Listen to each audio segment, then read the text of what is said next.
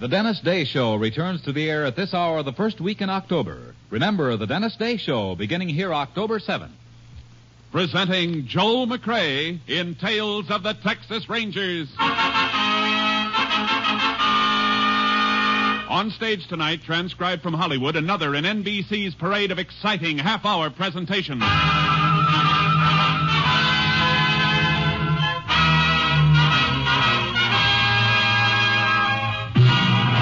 Tales of the Texas Rangers, starring Joel McCrea as Ranger Pearson. Texas, more than 260,000 square miles. And 50 men who make up the most famous and oldest law enforcement body in North America.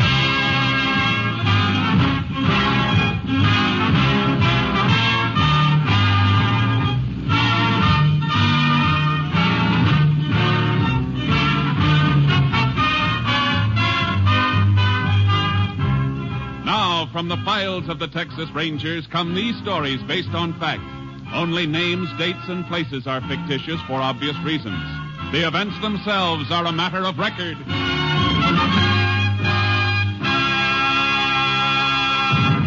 Tonight's case, play for keeps.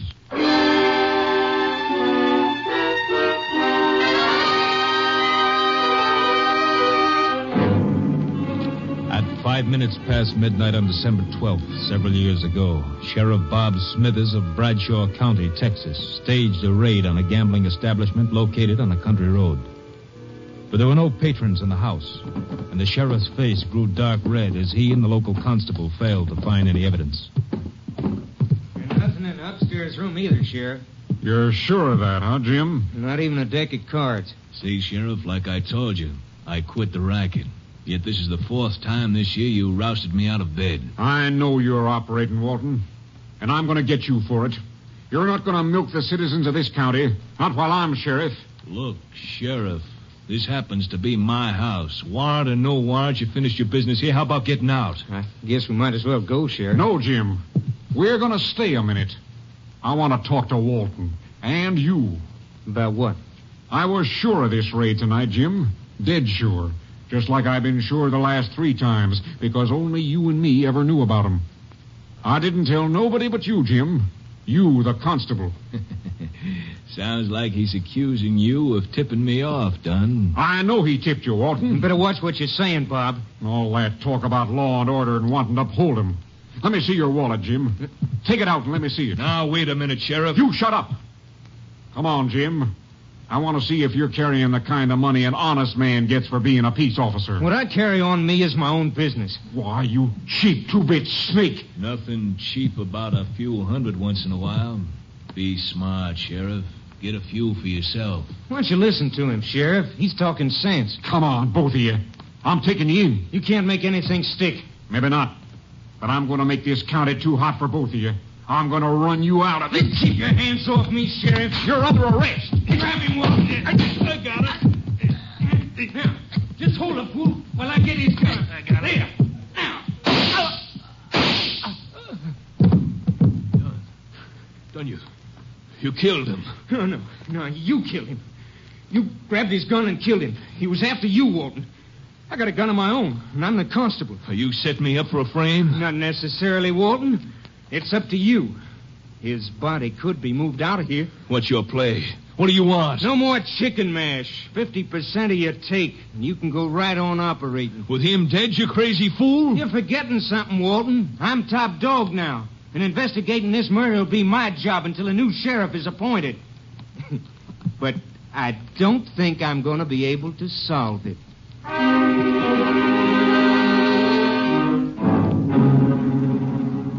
The body of Sheriff Smithers was found the next morning, dumped in a ditch by the side of an old wagon road. During the next few days, Constable Jim Dunn conducted a seemingly honest but fruitless investigation, even following the efficient peace officer's routine of making use of the state lab facilities at Austin. But citizens of Bradshaw were not satisfied, nor was the editor of the Bradshaw Times. Clippings of his editorials were on file with Captain Stinson of the Texas Rangers, and the captain sent for Ranger Jace Pearson. You want to see me, Captain? Yeah, Jace, sit down. There's no acting sheriff appointed by the court of Bradshaw County here, Jace. I think you better take over. About the killing of Sheriff Smithers? Mhm. I'd like to. I knew Smithers. See, that's right. You worked with him about 5 years ago. When he first took office, cleaned that county up in 3 months and cleaned it good. Well, it doesn't look like it stayed clean, Jace. Not according to this editorial clipping from the Bradshaw Times. I've read it. It's going to be a tough one, Jace. No clue to the killer, and the trail has had a couple of days to cool off. Well, then I better get going before it gets any cooler. You'll hear from me. Jace, Yeah, Captain. I just want to remind you, whoever did it doesn't hesitate to kill a man wearing a badge.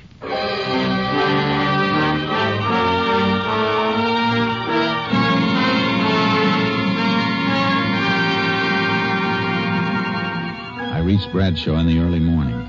The town was waking up, and the Bradshaw Times was turning out its bi-weekly edition.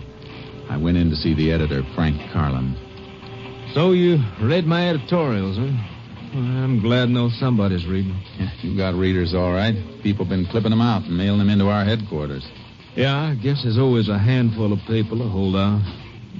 Wonder what the world would do without them. Everybody was so burned the day of the killing. And then in 48 hours, they want to forget it. Yeah, it's always that way. How about the constable, Jim Dunn? Oh, he's all right, I guess. But he's only been constable for a year. He just doesn't have the experience. It'll take the court a couple more days to decide on a new sheriff.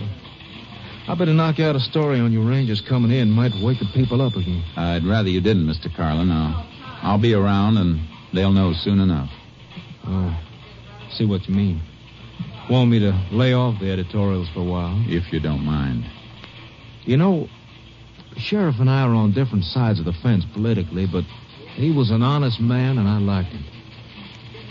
I got a headline back there all set and gathering dust. It says, Sheriff's Killer Caught. Ranger, give me a chance to use it.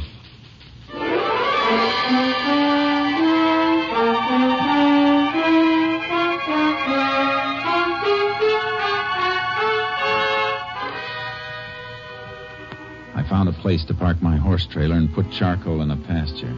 Then I headed for the constable's office and met Constable Jim Dunn. There are all the reports in my investigations, Ranger. If you think I haven't done a good job, maybe those will change your mind. I even checked ballistics with the Austin lab. My being here isn't a criticism of you, Mr. Dunn. I'm here because I was sent until a new sheriff is appointed and to give you help. I've done everything possible. I've questioned almost 100 people. I've checked alibis on more than a dozen possible suspects. It's all there. Yeah. Everything's here. Everything except the murderer. And that's the only thing I'm interested in seeing, Mr. Dunn. A little cooperation between us might clean it up. I'm sorry I blew, Ranger. It's been getting under my skin. This murder could have been committed by anybody. Some bum from a hobo jungle, some drunk, anybody. We can't arrest anybody. We've got to arrest somebody. Somebody definite. Now, exactly where was the body found? Old Wagon Road bypasses town about 2 miles north. Is it fit for a car? Yeah, but you got to go roundabout to get to it. Almost 11 miles. You won't find nothing there, though. I'd like to take a look anyhow. Can't we cut cross-country on horses? Yeah, shorter if you want it. I want to. My horse is in a pasture. I'll meet you at the edge of town in 5 minutes.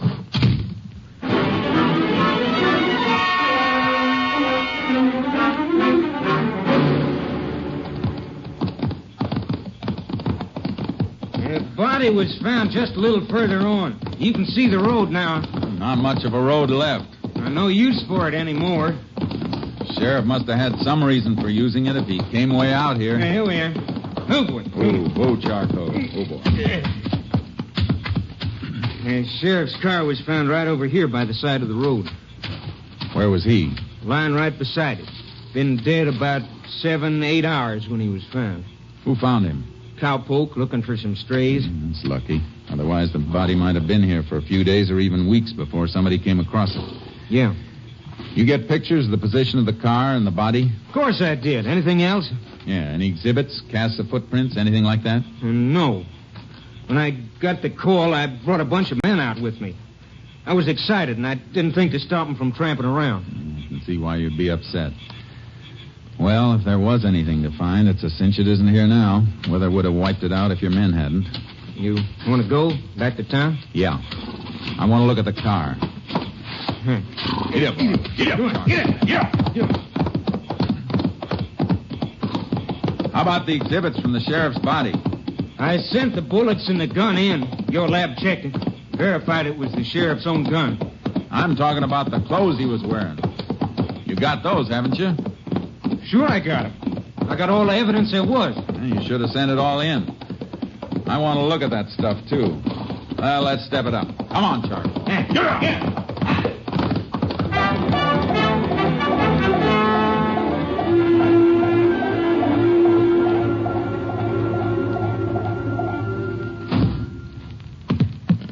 There's everything, all tagged. Everything the sheriff was wearing when he was killed. I see.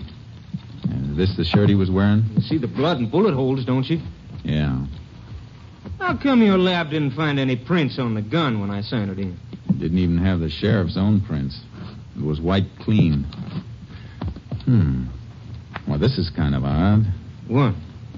Well, the sheriff was shot twice, and they dug one slug out of him. The other one passed clean through. Yeah, according to the coroner's report, one slug hit his collarbone. That stopped it. Yeah, that's what I mean. The course of the bullets. Both shots fired into the left side, just above the kidney. But the one that came through came out the right side of his shirt collar here, right through his neck. What about it? It's a funny course for a bullet to take, unless the man who fired the gun was lying down and fired up at the sheriff. Yeah, that's what I figured, too. They must have had a fight for the gun. He got it, but the sheriff knocked him down and... No, that isn't the way it happened. How do you know? Because the sheriff wouldn't half turn his back on a man who'd just taken his gun. Besides, these powder burns show the gun was being held right against the shirt when it was fired. What do you think happened then? The sheriff must have been in some position where he was bent over forward, which he wouldn't be unless somebody was holding him in that position. Here, stand in front of me for a minute. Now, your back toward me. What are you going to do? Slip one hand under your arms and then up behind your head in a half Nelson and twist your other arm behind you in an arm lock. Then bend you over forward like this. The sheriff was held like I'm holding you now. The bullets were pumped into him. See what I mean? That's just a guess. It's a guess I'm going to back up. And if the sheriff was held in a half Nelson and an arm lock, it tells us something else. That there were two men in on the murder, unless the killer had three hands and used the third one to fire the gun. That's pretty smart figuring, Ranger. Only because it's the kind of figuring I've been doing for a long time. These the photos that were taken at the scene? Yeah, the sheriff's body and the car. The car, the body moved any before these were taken? Nope. Car was right there, with the sheriff flat on his face beside it. And less than 2 feet away from it. His right side toward the car. Yeah. The bullet that passed through the sheriff came out on his right side. That means it should have hit the car. But there's no mark. I don't see that helps us any. It helps plenty, Dunn. It tells us the sheriff wasn't killed out there. He was killed someplace else and brought out there.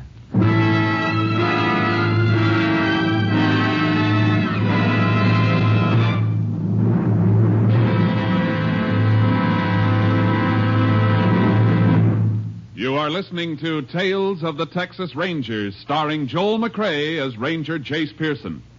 Now we continue with tonight's case, Play for Keeps, an authentic story from the files of the Texas Rangers.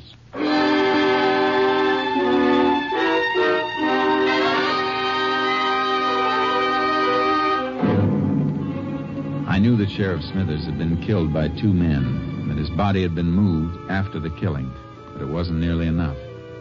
It was evening before I figured out my next move, a move I didn't like to make.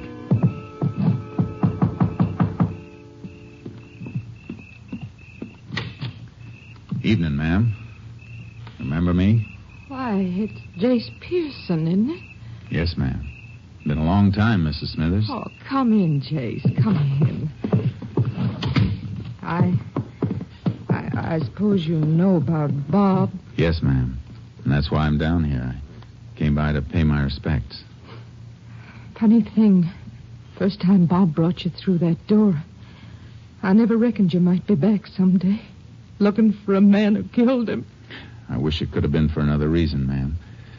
But Bob kept things working so well here, there seldom was any reason for a ranger to come visiting in Bradshaw County. I know how you fellas keep working along. Can I offer you a bite to eat? Please, Jace. Well, that'd be real fine, Miss Smithers. I knew it might help her and me if she could keep a little busy with her hands doing woman things in the kitchen. I tried to eat, but kept remembering the man who'd sat across this same table from me 5 years before. Big, honest, stubborn, and unafraid. It's mighty nice of you to stop by, Jace. Bob would have been happy to see you sitting here again. He always said a man with a good appetite was right with the world. Ma'am, I guess Jim Dunn has already asked you, but do you have any ideas about who might have killed Bob? Oh, no. Everything went so well for a few years. All I know is the last year or so, Bob was upset about gambling. He after anybody in particular?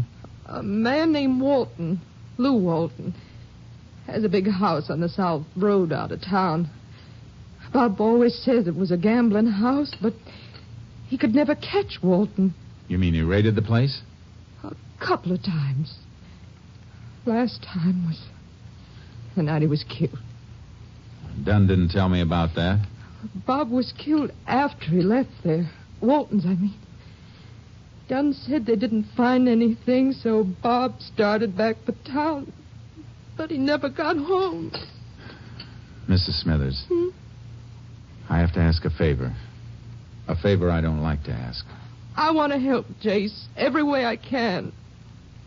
I want your permission to have Bob's body exhumed for further examination. Is it necessary? I'm not satisfied with the examination that was made here. All right, Jace. I'd like to have a more thorough examination made for headquarters. I'm sending them the clothes Bob was wearing for lab check, and I don't want anybody to know about it for now. All right. You're going to get him, aren't you, Jace? I'm going to try awful hard, ma'am.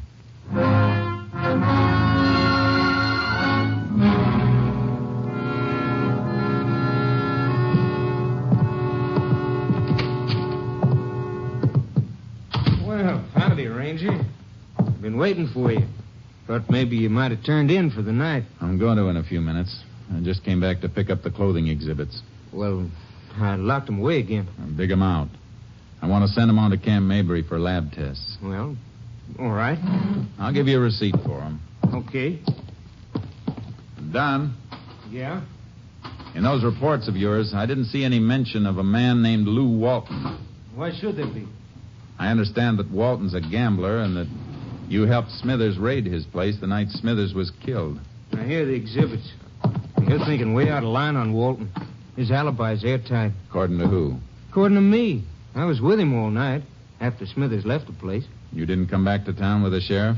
No, I stayed at Walton's. Why? Because the sheriff asked me to stay there. We didn't find anything, but the sheriff figured if I hung around, somebody might show up or call up looking for a game. And I'd be able to get him some evidence. Anything else you want to know? No. I guess that lets Walton out. I'll take these things. Sure, go ahead. See you tomorrow, Dunn.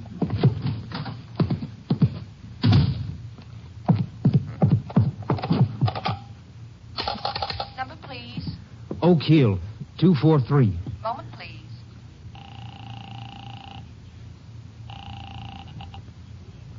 Hello? Walton, done. Now get those people out and shut down. Why? What's wrong? That ranger's too smart. I tried to make things look good for myself, and, well, I guess I made him look too good. Well, how much does he know? All he's going to know. You just close down and stand pat until he wears himself out.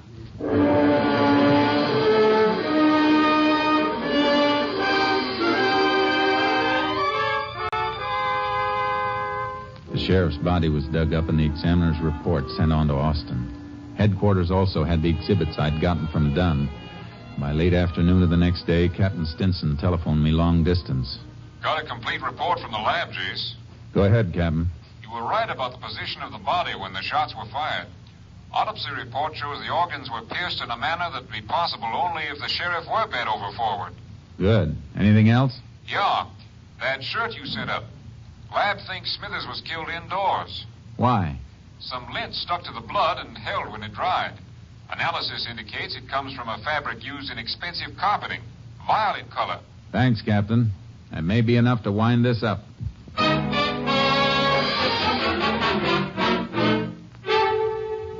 Then you're convinced that Walton was running a gambling joint, Mr. Carlin. Was and is. I'd swear to it. But nobody's been able to prove it. You know how suckers are. They lose their shirts and keep their mouths shut. Think they're in on a smart thing, and they help the racketeers to cover up. Then Walton must have been tipped off that he was being raided. Part of the racket. They pay off and get tipped off. You ever been in Walton's house? No. You know anybody who has been there? Well, it's no secret the newspaper men gamble more's good for him. My linotype man plays horses, I know. Pete. I'll be there in a minute. Howdy, Ranger. Howdy. Pete, you ever been in Lou Walton's place? Oh, come on, now don't stall. Tell her, Ranger. It's important. Well, yeah, I've been there once or twice. I only want to know one thing. You notice any carpeting in the house? Carpeting? Oh, sure. The house is like a palace. Wall-to-wall carpet all over the place. What color? Well, it's a kind of a purple, I'd say. How about saying violet? Yeah, I guess that's what it's called. You got something, Ranger? Yeah. I'm going to wake up the nearest judge and get a search warrant for Walton. You better brush the dust off that headline you told me about. I think you're going to get a chance to use it.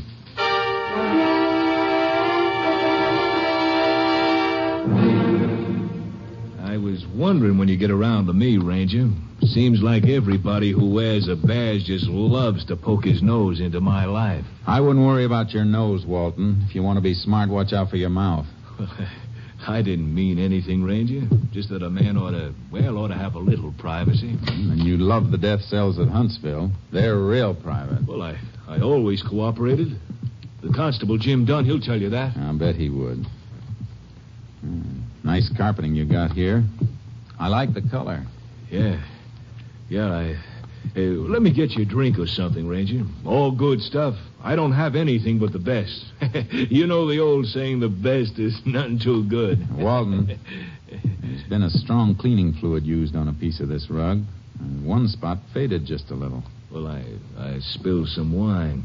I had a party one night. The night the Sheriff Smithers was here last? No, before that. Oh, that's right. I forgot.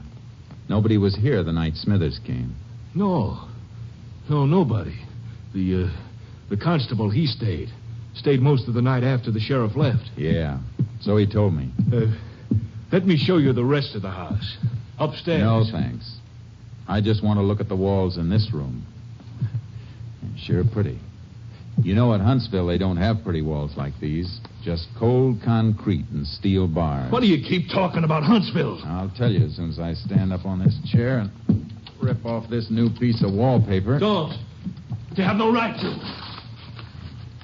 Just looking for this small bullet hole, papered over. Of course, you know that one bullet went right through the sheriff. The hole was repapered because a heavy picture fell. The nail made the hole. .38 caliber nail? I'm going to have this rug ripped up and sent to my lab, Walton. No cleaning fluid made will wipe out all of a blood trace. Even a drop is enough to hang you. I didn't do it, I tell you. Dunn shot him. Huh? It was Dunn. Dunn shot him. Hold your wrists out. You'll never get those on me. You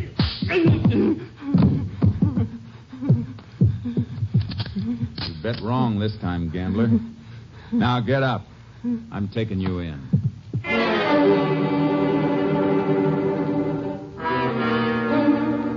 I took him through town to the county jail. Then I walked over to the constable's office, but Dunn wasn't there. I had to find him quick before he knew I had Walt. I headed back for the jail, and as I turned into the street, I saw something move in the shadows. There was another car, not far from mine, the constable's car, and Dunn was getting into it. Dunn, wait a minute! Hold! Get out of the way, people! Get back, please!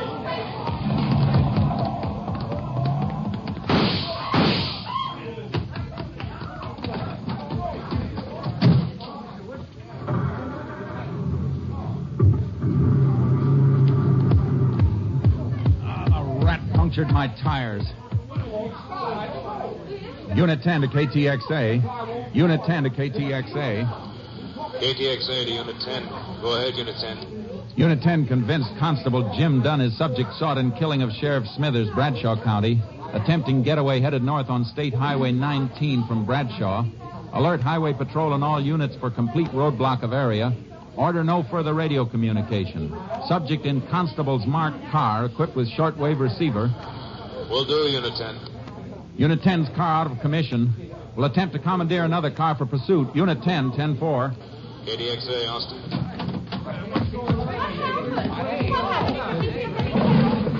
Step out of the way, please. Step back, please. Step back. Come on, Charcoal. Let's hope Dunn heard that call. Come on, get up. Get up! Get up, Charcoal! Come on! Get up!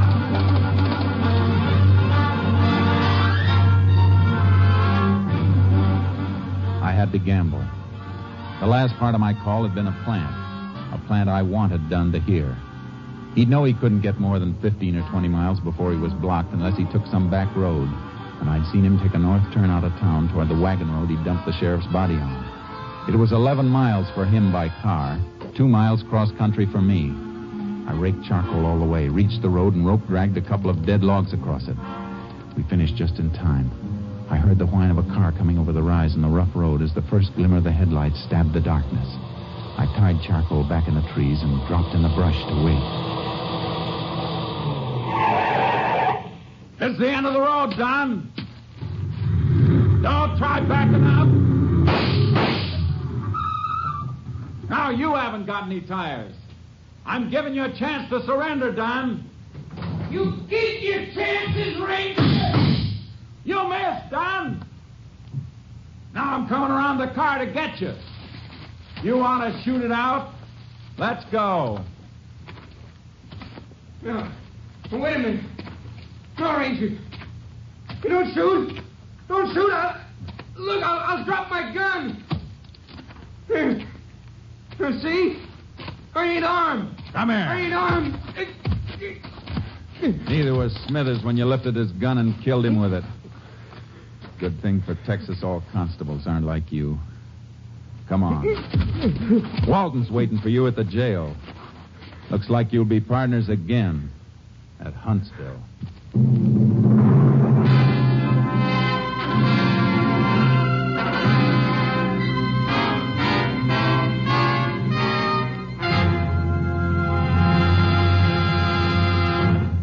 The following week, the headlines of the Bradshaw Times read, Sheriff Killers Caught.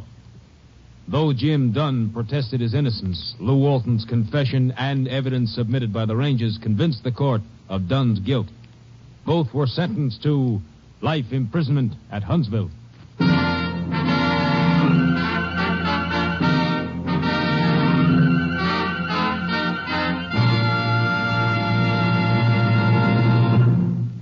This is Joel McCrae. In the 125 years since their organization was founded, the Texas Rangers have written many new pages into the history of law enforcement. With only a handful of men and a vast territory, they have never failed to live up to their slogan, first to advance, never retreat. That is the creed a Ranger follows. And they have a belief that was impressed on me by one of their officers, a belief that often brings them victory over tremendous odds. In the words of the Texas Rangers, a man who is wrong can't stand up to a man who is right and keep on coming. Next week, we'll bring you another exciting case taken from the files of the Texas Rangers. Hope you'll be listening. Good night. Next week, Joel McCrae in another authentic reenactment of a case from the files of the Texas Rangers.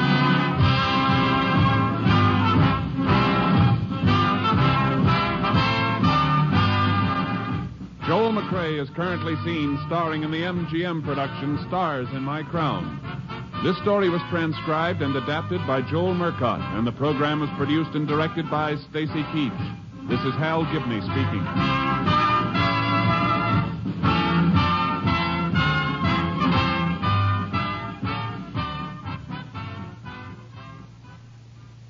Three chimes mean good times on NBC. In just 5 weeks, Dennis Day and Judy Canova bring back their two delightful programs in an hour of fun for all on Saturday nights. This weekend, 400 Americans have a holiday date with death. Stay off the list. Be careful. This is NBC, the National Broadcasting Company. Presenting Joel McCrea as Jace Pearson in Tales of the Texas Rangers.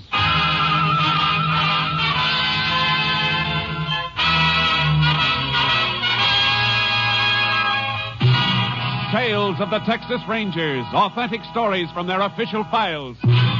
Texas, more than 260,000 square miles, and 50 men who make up the most famous and oldest law enforcement body in North America.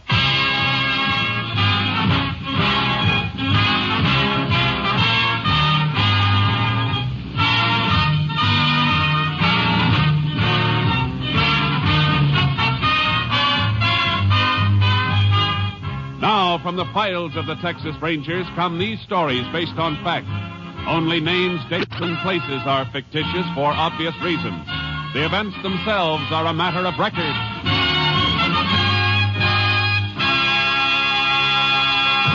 Tonight's transcribed case, Dead or Alive.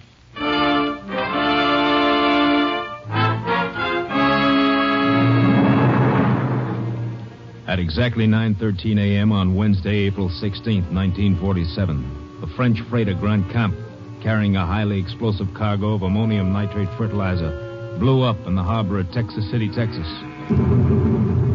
It was the first in a chain of explosions as chemical plants, tin smelters, and oil refineries disappeared in blasts and flame. Shortly after 1 a.m. the next morning, the major chain reaction was set off. The explosions rocking the city of Galveston 10 miles across the bay, where excited crowds gathered in the streets watching the raging, flame-fierce sky. Extra! Texas City death toll, 300. Hundreds more missing. Scores of bodies unidentified. Paper, mister? Yeah, give me one. Here. Read about it. Unidentified dead toll. Still mounted. Where are the names, Vance? Where's the list of the dead? They only got a few of them identified. Well, is Ralph's name there? Wait a minute. No, he's probably all right. A working square like him would be. But he worked at one of the refineries they're burning. Stop blubbering. You want to attract attention to me? No, Vance, no, but he is my brother. I gotta worry about him, too, don't I? Yeah. Come on, over here, into this doorway. Look at that blaze over there across the bay. What a spot to clean up. Money, jewelry must be laying around the streets. Just wait. Vance, you're crazy. There'll be police there, rangers. You're in enough trouble now. Yeah, Liv, you're right. But I'm getting out of it now, for good. And that place over there is going to do it. Maybe your brother Ralph is one of the dead they haven't identified. You gotta go there, baby. If he is, you'll have to identify him. Oh. If he is there, in with the ones they don't know. There's nothing you can do to help him. But you can help me. Vance, what do you mean? Well, if you find him there, baby, you can identify the body and say it's mine. Vance. You want me in the clear, don't you, baby? They won't be chasing after me if they think I'm dead, don't you see? But my own brother. What are you asking me to do? I'm asking you to do as you're told. If you want to walk out on me, go ahead. But if you don't, you're going to want me to keep on running for the rest of my life? Or let them get me and send me to Huntsville for 10 to 20? Oh, I don't want anything to happen to you, Vance. You know that. Well, then show me, baby. Show me. You can't help Ralph if he's over there, but you can help me, don't you see? I'll get out of here tonight, and I'll let you know when to meet me. Maybe at that resort place we passed near Lake Bluewater. We'll be free, baby. You and me. Free from there on. But how? What'll we do for money? That'll be taken care of, too. There's a safe in Landstone. I've been itching to get at it for a long time. One last box job, baby, and enough to see us through. Now, go ahead right now. And remember, if you find your brother, he ain't Ralph Brenner. He's me, Vance Young. And come back, pack up, and stay put till you hear from me. From then on, it's gravy. Nobody ever arrests a dead man.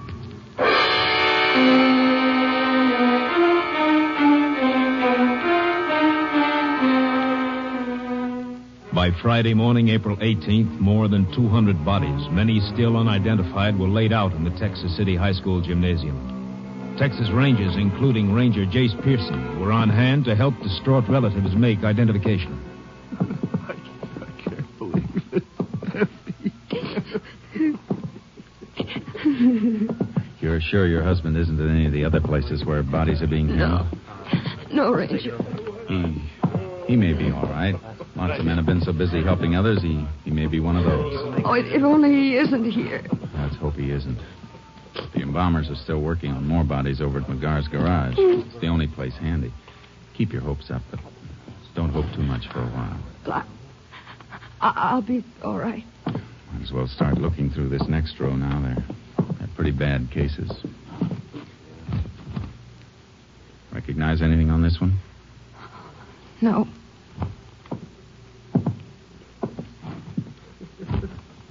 This? No.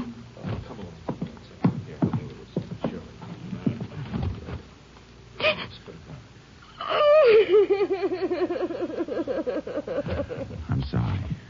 I'm very sorry, ma'am. Are you sure? That ring on his finger. I gave it to him a long time ago. Yeah, I know. It isn't easy, but try and get a grip. I'm all right, Ranger. You better give me the name for the tag. His name is Vance. My husband, Vance Young.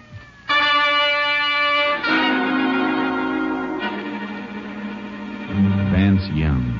The name burned in my mind like a branding iron. There was no time to ask her, and yet I had to ask. It was part of my job. I waited until we got out into the street. There's some information I have to get from you, Mrs. Young, about your husband. All right. Did he have a criminal record? Yes. Did you know we were looking for him? For a string of safecrackers? How does that matter now? He's dead, isn't he? Yes, I'm sorry, Mrs. Young. You'll find some men at the desks in that building across the way. They'll help you with funeral arrangements. All right. Thank you very much. Vance Young. Jace! Hey, Jace! Huh? Oh, hello, Kurtz. Captain Simpson wants us. Where is he? The mobile unit? Let's go. I'll be glad when this assignment is over. I hope we never see another one like it. Yeah, I've helped with 5 identifications today. You stand there with somebody and see their life fall apart because of a freak accident. Woman who just left you, she find somebody? Yeah, her husband. Kurtz, it was Vance Young. Vance Young? The knob knocker? Yeah. Looks like the explosion ended his case for our files. Don't you think we better check the body for prints and marks? No, he got it too badly. She identified him by a ring. Unidentified bodies give a knob knocker like Young a big chance to disappear. I thought of that, too.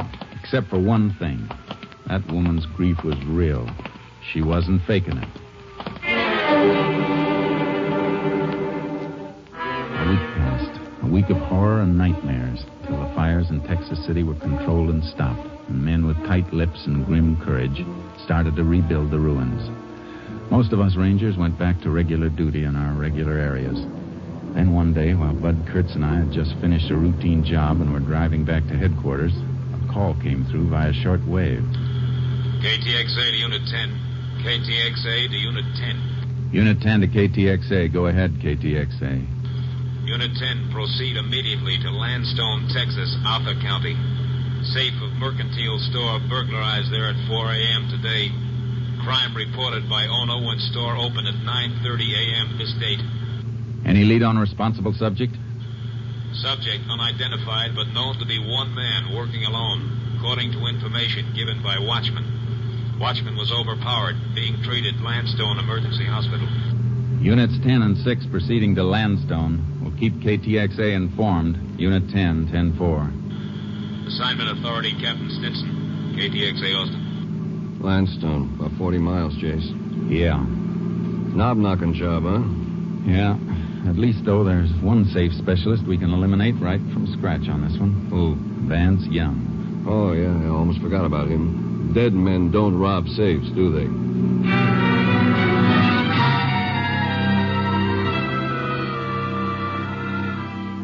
We reached the Landstone Mercantile Store at 11:15, and Sheriff Joe Pastroni showed us through. These back rooms are used for storage. He came in through the back, went through that door over there to the general office. That's where the safe is. How'd he get into the building? Forced the watchman to let him in. Watchman patrols this whole area, door shaker. Has keys to get into all the stores if he sees anything that looks funny. Well, then he must have met the safecracker outside. Yeah, I guess so. Watchman was pretty dazed this morning. The doctor's patching him up at the hospital. Deputy will drive him back here as soon as his head's fixed. Now, as you can see, Been over everything for fingerprints. You find any? Sure, hundreds. They probably all belong to employees of the store. Best bet is to check the prints on the safe first. Already did that. Only 2 sets. Owner of the store and the bookkeeper. Well, that won't tell us anything, Jace, unless one of them robbed the store. It isn't likely. Better have a look at the safe now, Sheriff. Sure thing. Our last office back here. What make is the safe, Sheriff? It's Will's Atlas, new model. That's a tough box, Jace. Steel and wrought iron plates and more alarm wires than the marionette show. Yeah, but a good safecracker could divert the alarm circuit without tripping it. Then the box is a cinch because he's got the wire holes to start working on. Here we are.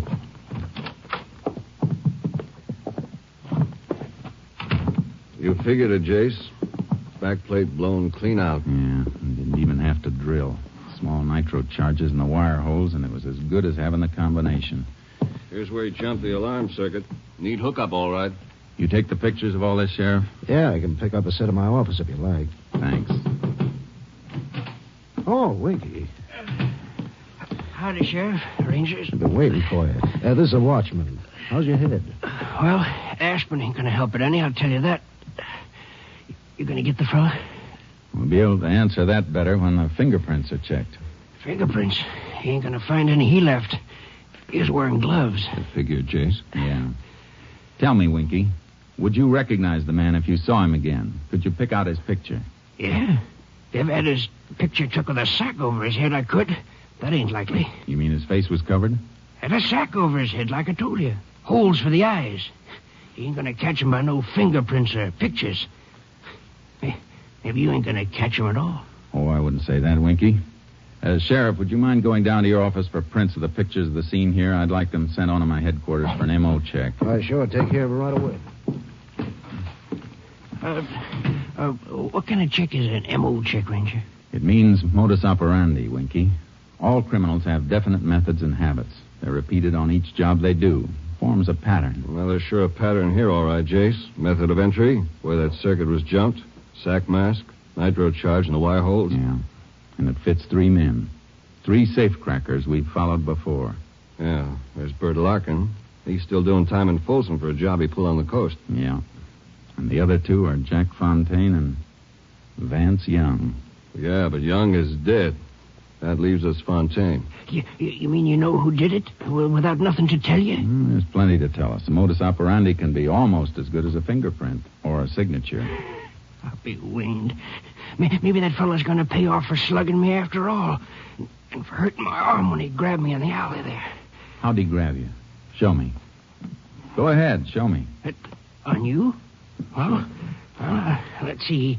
He whipped my arm up behind me like this. Then he jabbed a thumb up behind my ear like this. Sure hurts, don't it?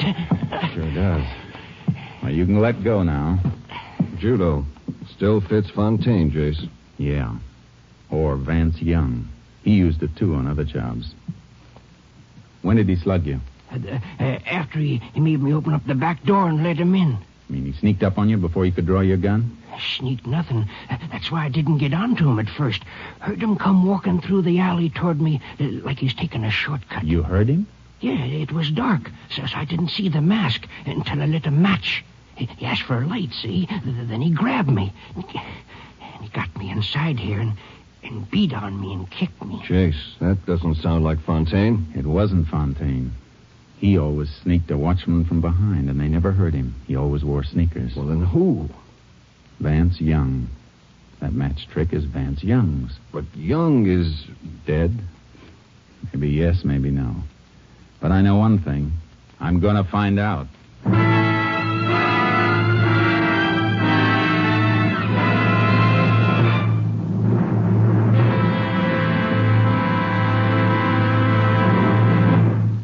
You are listening to Tales of the Texas Rangers, starring Joel McCrea as Ranger Jace Pearson. And now, we continue with tonight's case, Dead or Alive, an authentic story from the files of the Texas Rangers.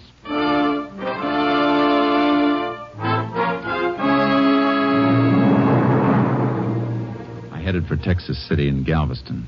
Kurtz and I had no way to move until we knew for certain whether Vance Young was dead or alive. As we drove, I put through a request for headquarters to dig up some information. We were still on the road when KTXA came up with the answers.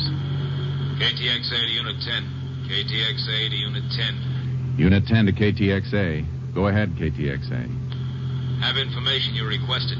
Woman who identified body of Vance Young in Texas City gave name as Lillian Young, residing at 410 Harbor Lane, Galveston. Deceased was wearing ring used in identification. Has subject Lillian Young claimed ring? No claim has been filed yet. Ring still being held at property claims in Texas City. Unit 10 also requested check on place where body identified as Vance Young was originally found. Body was among those recovered from debris of Amalgamated Refinery Plant 7. Unit 10 believes identification may have been falsified. Possibility Vance Young still alive. Units 10 and 6 continuing investigation. May be tied in with robbery in Landstone, Texas. Proceed and keep KTXA informed. Authority, Captain Stinson. Unit 10, 10-4. KTXA, Austin. You get that address, Kurtz? Yeah. 410 Harbor Lane, Galveston. If we're right, she may have cleared out by now, but we've got to try it. What do you want me to do? I'll drop you at Texas City. Get that ring and check every living person who worked at Amalgamated.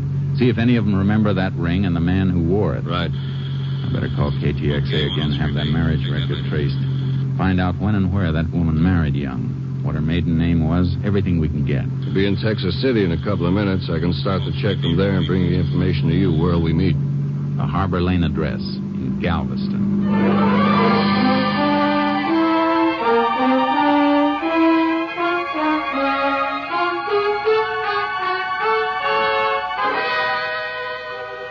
I found the rooming house Lillian and Vance Young had lived in, but I was too late. Lillian Young had checked out the day before. The landlord showed me the room.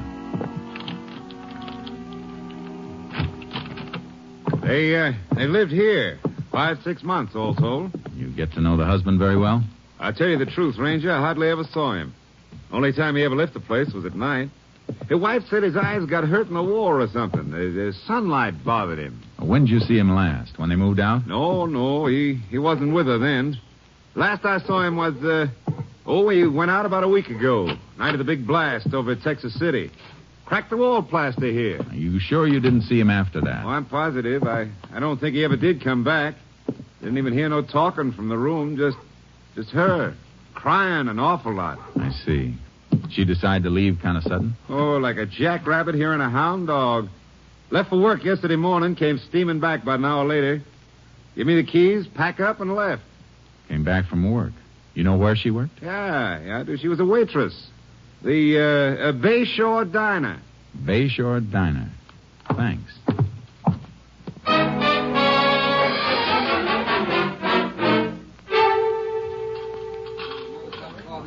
So she up and quit on me just like that yesterday morning. Right smack in the middle of the breakfast rush, too. Because the postman come in and gave her a special delivered letter. Who was it from? Who was it from? With 20 orders of ham and in the fire, I got time to read a mail?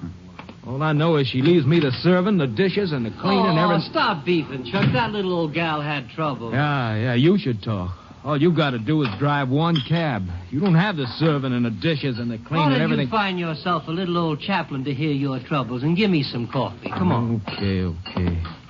Maybe you can tell a ranger more about Lil than I can. Hanging around her and making eyes at her all day. You took her out when she left here. Is that right, driver? Did she leave here with you? Well, she hired my cab, if that's what you mean. Where'd you take her?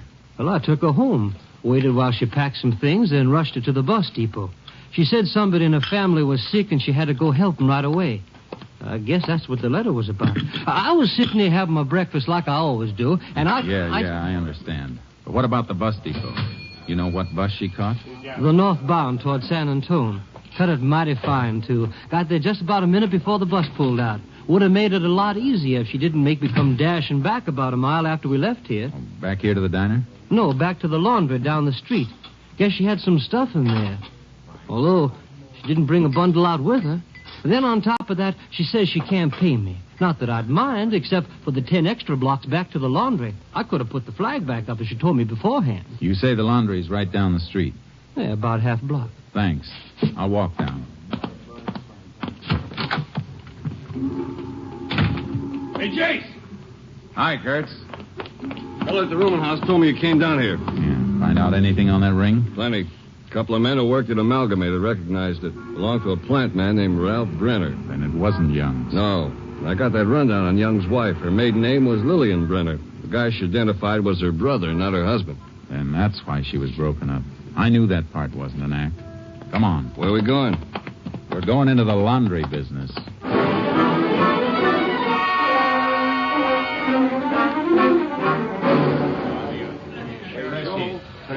Yeah, she was real upset because the things wasn't ready, but you know how it was, Ranger. We was almost 10 days behind because of Texas City.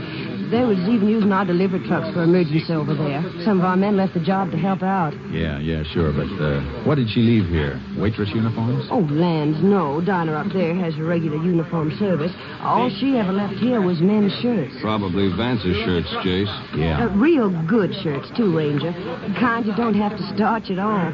And real fancy colors, too. Dude wouldn't want to be found dead in some of them. Did she say she'd be back to pick them up? Oh, no. She asked me to send them to her, COD. Said she needed the money she had on her for traveling. Shirts like that, you'd think her and a man was living off the top of the hog, but... Sure, but did she give you an address? Oh, yeah, I got it right here in this book. Right here. She wrote it down herself.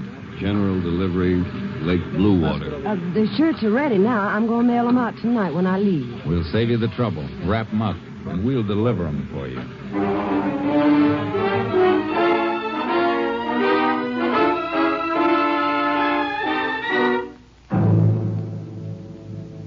Kurtz and I headed for Lake Bluewater, towing our horses in the trailer, ready to follow Vance Young no matter which way he moved. It was dark as we drove into the town. The clock on the courthouse was just striking 9. Not many people on the streets, Jace. Looks like everything's closed up for the night except for the movie and the drugstore. Better find a place and turn in. Yeah, I think we ought to drive out of town and camp someplace off the lakeshore. Walk the horses out for a while.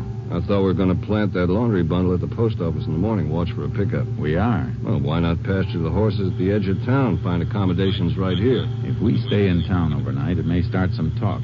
Talk drifts. We don't want to tip our hands. I guess you're right. Well, let's get out to the lake and find a campsite. Funny thing about Young's wife remembering his shirts. Guess it's force of habit for a woman. Strong thing, Habit. His safe-cracking habits told us he was still alive. And now maybe her habits are going to make him wish he was dead again.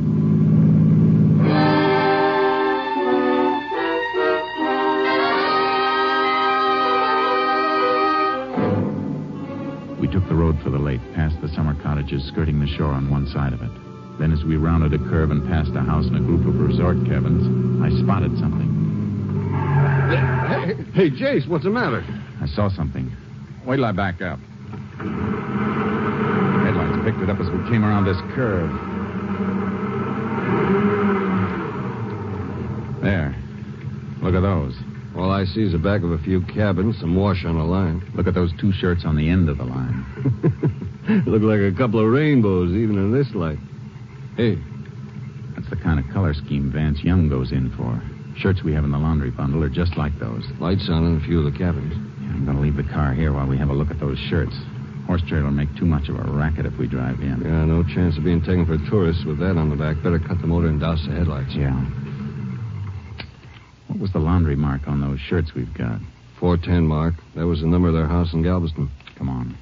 Let's see if we can find it on that line.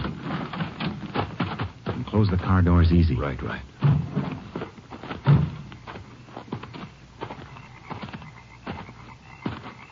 Take one of them down so we can get a better look at it. What's the matter? Clothespin stuck. There, I got it now. Hold it low to the ground. I'll cut my hand over the flashlight. Good. There it is. 410. These belong to our boy, all right. Quite a few cabins, Jace. He's in one of them. That's all we have to know. Come on. Start with this end cabin and go right on down the line. We better be ready for anything. Here's the first stop. Dark, Jace. Yeah, you have to feel your way around. Doesn't seem to be anybody living here. This one's empty. Well, let's move on. All right, you. What? Hey, put that flash out before I fire. No. Oh, Rangers, I'll put it out. That's better. Who are you? Name's Ed Bullock. I own these cabins. Just walking back from the boat dock with a couple of guests. Saw you sneaking in the dark. You looking for a place to stay? No. We're looking for a couple named Young. Oh, well, that's funny. It was Mr. Young who spotted your shadows. Hey, Mr. Young. Was that Young just with you? Yeah. Him and his wife was right behind me when I flashed light in here. They spotted us, Jace. Yeah. Come on. Hey, hit my boat. Somebody started my boat. Is that the only boat you got down there? Only one with a motor. There's a canoe. We're not going to reach them, Jace. They'll head across the lake. How far is it, Bullock? A mile and a half. Kurtz, grab your horse from the trailer. You can beat him around to the far side if you ride hard. When you get there, flash your light. That'll keep him from trying the shore over there. Right. What about you? I'm taking the canoe. And hurry. We'll get him. Ranger, I better go back to the office. My wife... You can faint later, Mr. Bullock. Right now, I need you. I'm going out in the canoe. Flash your light from this shore. They'll think I'm here, and they won't dare land on either side. But make sure you don't turn the light on me in this canoe. All right, Bullock. Turn your light on as soon as I get out in the open water.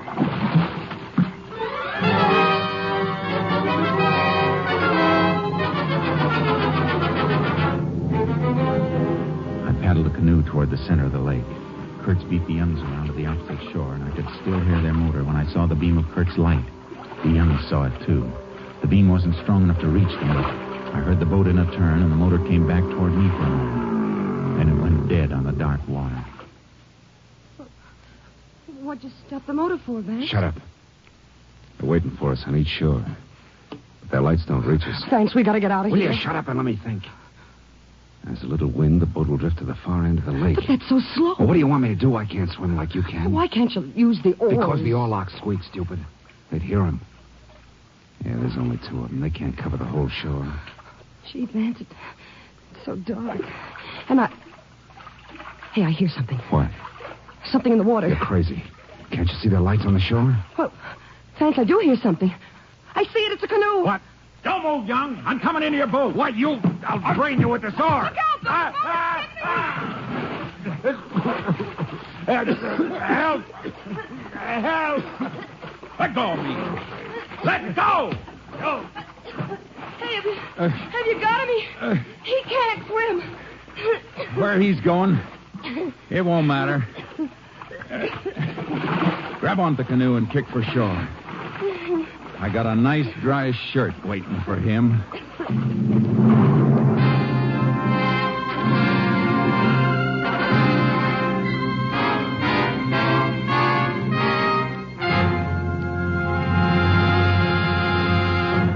Convicted of robbing a safe in the mercantile store, Vance Young, on the basis of his previous record, was sentenced to life imprisonment at Huntsville.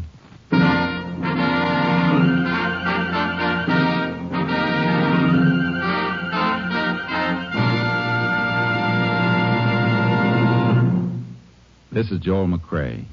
Many of our listeners, particularly in Texas, recall these cases we've been dramatizing, and some listeners have sent in questions about the Rangers. Yes, it's true. There are only 50 Texas Rangers. And to show you how busy these Rangers are, from 1946 to 1948, the Rangers handled nearly 17,000 cases. With Texas as big as it is, that means they cover about 4 times greater area per man than any other police officer in the world. Next week, we'll have another authentic story I believe you'll enjoy very much. Like the others, it's based on their official files, adding further glory to the Rangers. Hope you'll be listening. Good night. Next week, Joel McCrae in another authentic reenactment of a case from the files of the Texas Rangers. Joel McCrae is currently seen starring in the MGM production Stars in My Crown. This story was transcribed and adapted by Joel Murcott, and the program was produced and directed by Stacy Keach. This is Hal Gibney speaking. 3 chimes mean good times on NBC. Your Saturday hour of fun begins in 4 weeks. You'll hear Judy Canova and this young man. Hello, everybody. This is Dennis Day. On October 7th, I'll be starting a new season on the air. There'll be fun for all, lots of music and laughs. So join us for our opening show, October 7th, over your favorite NBC station. Yes, beginning October 7th, hear Dennis Day, then Judy Canova in an hour of fun on NBC. 3 chimes mean good times on NBC.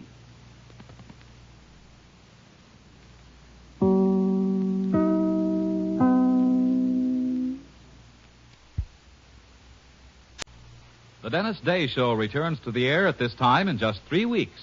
Remember, the Dennis Day Show returning over most of these stations in just 3 weeks. Presenting Joel McRae as Jace Pearson in Tales of the Texas Rangers.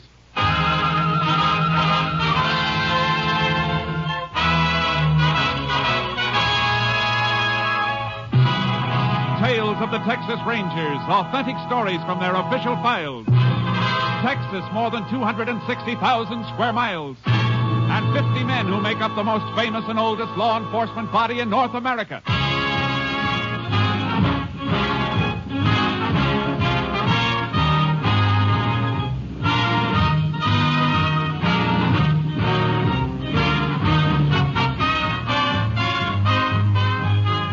Now, from the files of the Texas Rangers come these stories based on fact. Only names, dates, and places are fictitious for obvious reasons. The events themselves are a matter of record.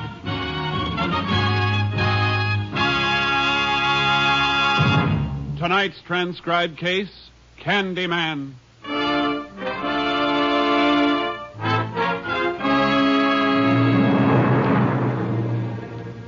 It is 4 p.m., April 14th, 1947.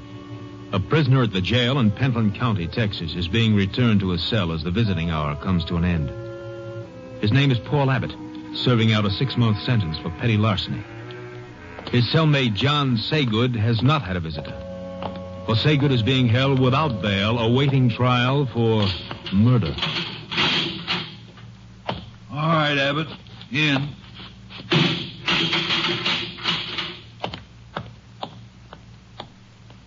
Your wife bring what I told you to get for me? Yeah, I got it, Johnny. Candy and the razor blades. You know we're not supposed to have razor blades. Yeah. If they find them on me, they might put me in jail. What are you so nervous about with your lousy 6-month flat bit? I'm facing the chair, and my nerves are still better than yours. Look, Saygood, I only got a month and a half to go. I don't want to get in no trouble. Lay off, will you? Are you telling me what I should do, you cheap heister? Oh, Johnny, let go of my arm. You're hurting me. No kidding. Really? Gee, kid, I'm sorry.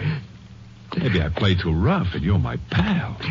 Model prisoner like you with only a few weeks to go never gets searched after a visit. And you're so good to me. Have a piece of candy, pal. I don't want any.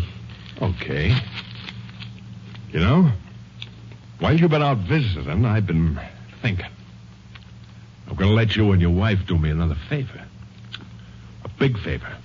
Look, I got to be careful what I ask her. I can't upset her now. You know that. Oh, that's right. The baby's due soon, ain't it, Papa? Wouldn't want the kid to start out without an old man, would you? What do you mean, Johnny? I wanted to see if your wife could get these razor blades in.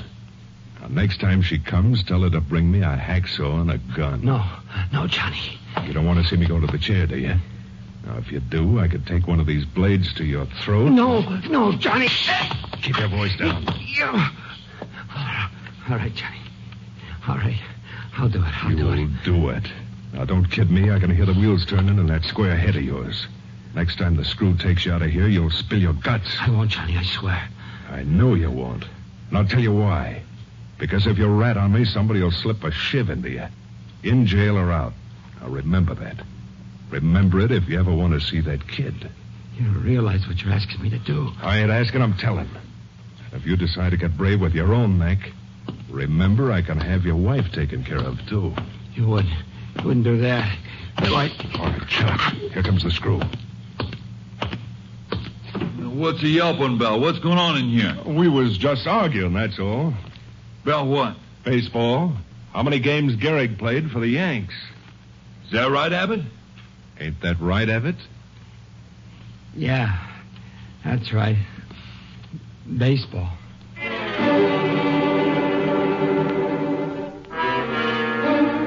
Frantic with fear, Paul Abbott yielded to Saygood and, through his wife, obtained the gun and hacksaw. The blow-off came a week later when the Pentland County jailer was killed, and Saygood and Abbott escaped.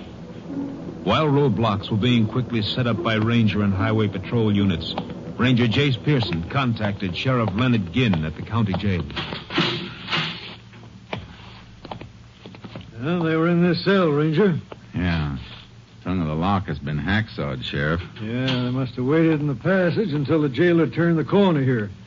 And shot him through the stomach and took his keys. Any idea where they got the gun? No, but Abbott's wife was allowed to visit. She could have slipped it in to him. You got a pickup out for her? Mm-hmm. Deputy's out after her now. Abbott made a big jump when they gunned the jailer. From petty larceny to jailbreak and murder. I don't know. A murderer like Saygood, he had a reason to crash out. But a first-timer like Abbott with only 4 weeks to go, he doesn't figure to make a break. Well, just the same, Abbott's gone with Saygood. We may find out why when we bring in his wife. Sometimes a man goes places he doesn't want to go with a gun in his back.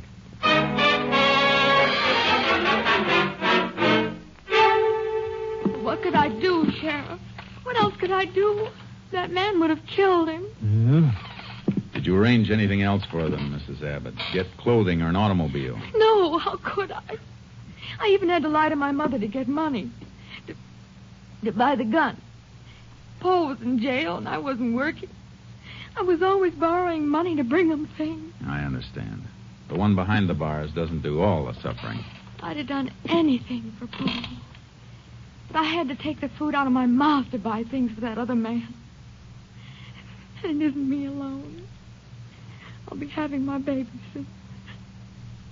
Why did Paul go with him? Why? I don't think he went willingly, Mrs. Abbott. I'm afraid he went at the point of that gun you brought in. I begin to agree with that, Ranger. You told us you brought Saygood a lot of candy. Yes. More than $1's worth every week. There's a real sweet, too, Jace. Always sitting up a yammer for sugar at meal times. Yeah. Mrs. Abbott, will you excuse us for a moment? Sheriff, I want to see you for a second. Oh, sure. You got anybody watching our house in case Abbott and Saygood show up there? Yeah, it's covered. Good. Your office hasn't any report of a stolen car, huh? Nope, nothing yet. And they're probably on foot. Could be out of the county by now, though. We have other ranger units in the area. I'm going to call my headquarters and have one of them come with me so he can beat the countryside. Okay. Anything else you want me to handle? Yeah. They'll have to eat wherever they are. And even if they have money, they won't take a chance on being spotted buying anything for a while. That figures. I want you to make a careful check on any robbery report you get from food stores. Uh-huh. I'd like an itemized account of everything that's taken. I got a hunch Saygood will make a special effort to get his hands on some candy.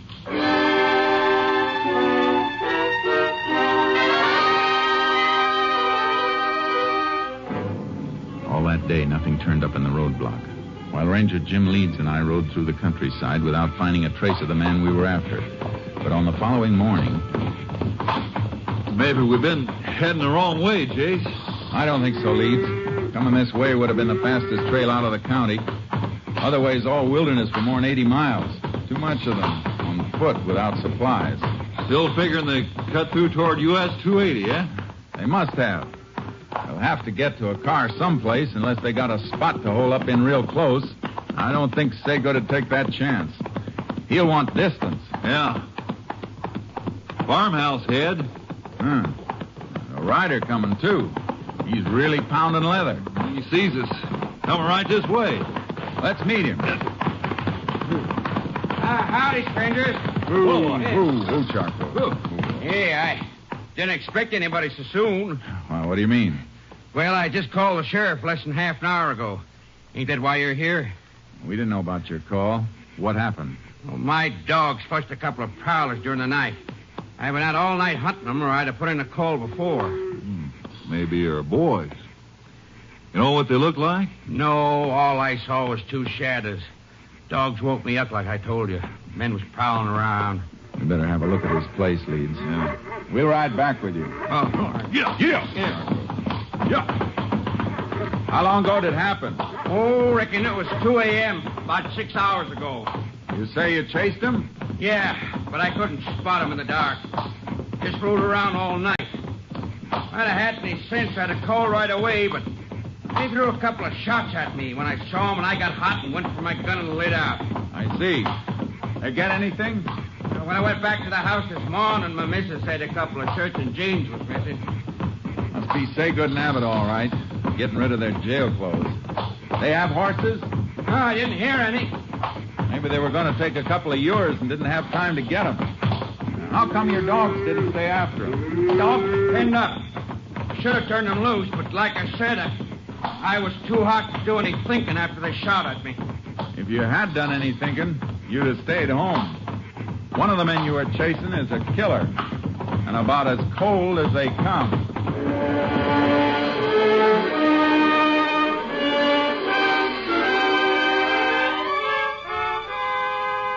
We picked up their trail near the farmhouse, and about 4 miles out, we found the ashes of a fire and chicken bones and feathers, and in the brush near the same spot, a bundle of prison clothes.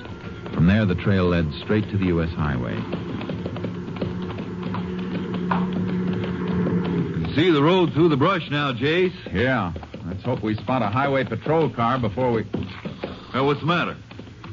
Something off the road in that patch of Douglas fir. Looks like the front of a truck pulled pretty far back. Come on. Get up, Charlie. Yeah, boy. Come. Oh, boy. Haul truck.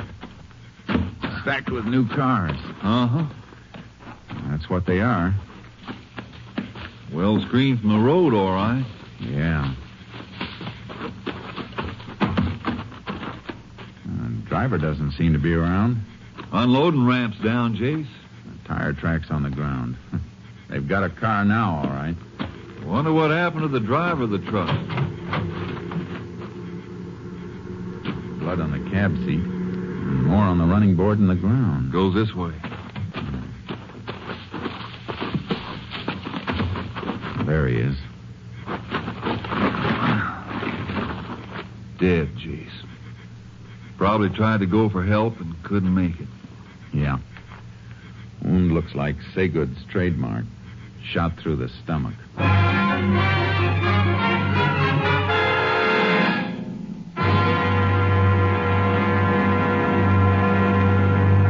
You are listening to Tales of the Texas Rangers, starring Joel McCrea as Ranger Jace Pearson. Now we continue with tonight's case, Candyman, an authentic story from the files of the Texas Rangers.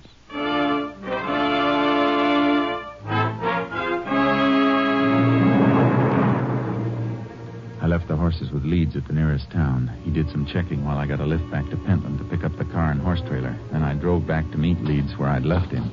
Come on, boy. Get in the trailer. Move, boy. Ready to roll, Jace. We'll roll as soon as we can figure out which way. You check on those gas stations? Highway patrol went all the way down the line. No station serviced the car we're looking for. No pump locks were broken during the night. They must have driven as far as they wanted to go and ditched the car. Somewhere within about 100 miles from you. How do you figure that? Well, new cars coming off the assembly line only get a few gallons of gas put in them. If they didn't take on more gas, they got as far as they could on what was in the tank. That makes sense. We'll head west. Saygood's had trouble in Oklahoma and Louisiana, according to his record, so he'd go to New Mexico, where he's clean, if he left the state. Yeah? Guess it's our best shot.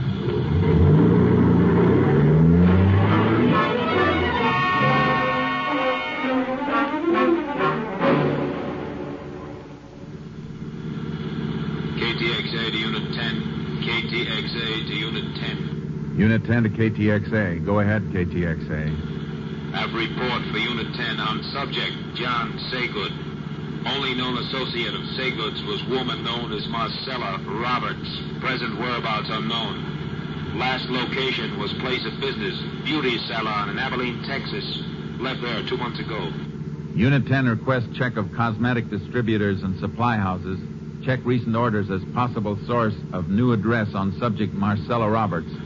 Will do, Unit 10. Moment, Unit 10. Have another message coming in for Unit 10. Stand by.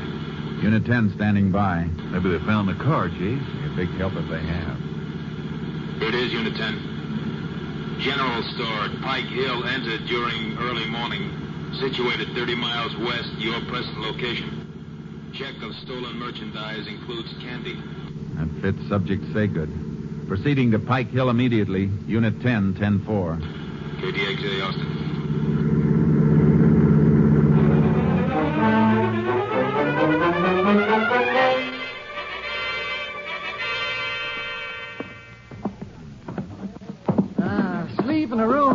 back of the store here, Ranger, when I hear this noise. I got up and lit the light, and it was just before daybreak. See anybody? No. I opened the door into the store, and then the dang cat popped into my room and started purring and rubbing against my leg. So I just figured she knocked something over, so I went on back to bed. I see. Didn't know anybody'd broken in until I got up this morning and found the door glass busted. Must have slept through that, though. I sleep real sound. Guess I woke up when they knocked this stack of canned goods over. Got 'em up and got 'em all stacked again now. You call the sheriff right away? Yep. As soon as I found a few dollars from the cash drawer missing. Didn't think about the candy counter. Don't keep much, you know. Till a couple of kids come in later on wanting some peppermint lifesavers. And I saw a whole box of them was gone and some chocolate bars. I guess that's when the sheriff got in touch with us then. We'll rope off this showcase and have somebody from our lab come in to check it for fingerprints so we can be sure it was the man we were after. Not much doubt about it, Jace. Nothing like being sure.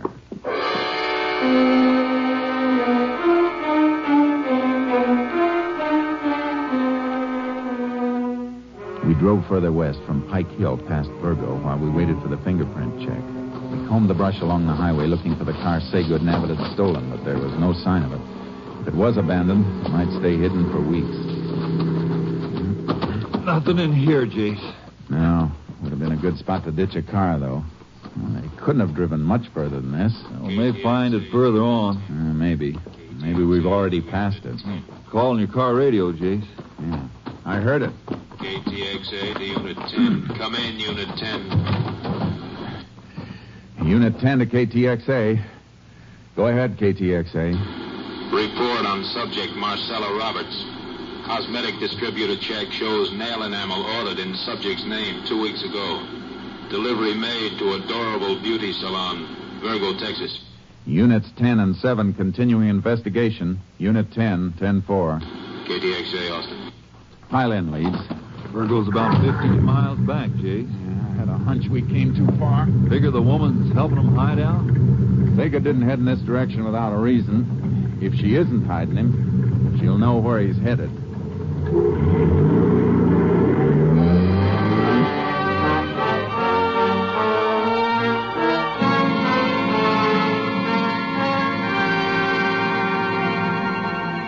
Marcella Roberts wasn't at work, nor was she at her home when we got there, but she came home about an hour later.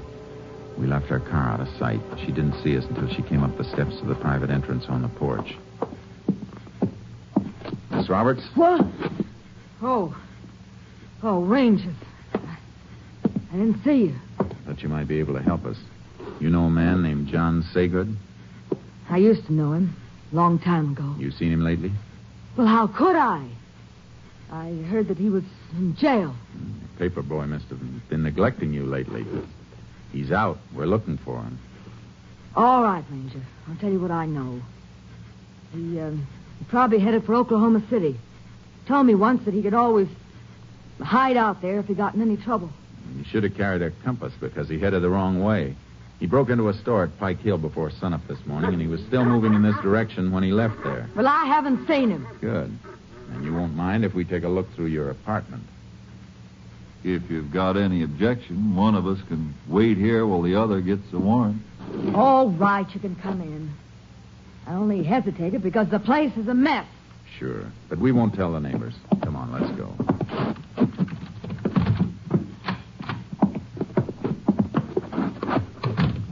Well, here you are. I couldn't hide a mouse in here. Leeds, check the bathroom and closets. I'll look in the kitchen. Right, Jay.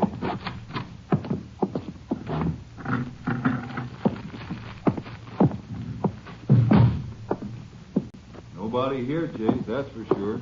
No, not now. But there was somebody here. What do you mean? I mean, if you were a better housekeeper, you might make a better liar. You could have swept up these candy wrappers on the floor. Is there a law against eating candy? I eat it all the time. So does Saygood. You happen to have a 30-day diet tacked up on your kitchen wall. And your figure says you've been following it pretty close. You can't prove anything with that. Maybe not. But there's something else. 2 different brands of cigarettes in this ashtray. And one brand doesn't have any lipstick on them. I had a boyfriend visit me. I'm going to check every store in this town and find out if you bought a load of groceries today. And if you did, What? you better be able to show them or prove where they went. Ranger, You're concealing and aiding a murderer. You can serve a lot of time for that, Marcella. Enough to rub off those good looks before you get out. I don't want to go to jail. But you don't know Johnny. He'd kill me. Where is he? Well, I took him and the other fellow up the back road to the Sierra Diablo foothills. Said he'd hide out there and come back in a week. After I raised some money for him to get out of the country. You lead us out to where you left him. And don't bother about raising that money. He isn't going to be needing it.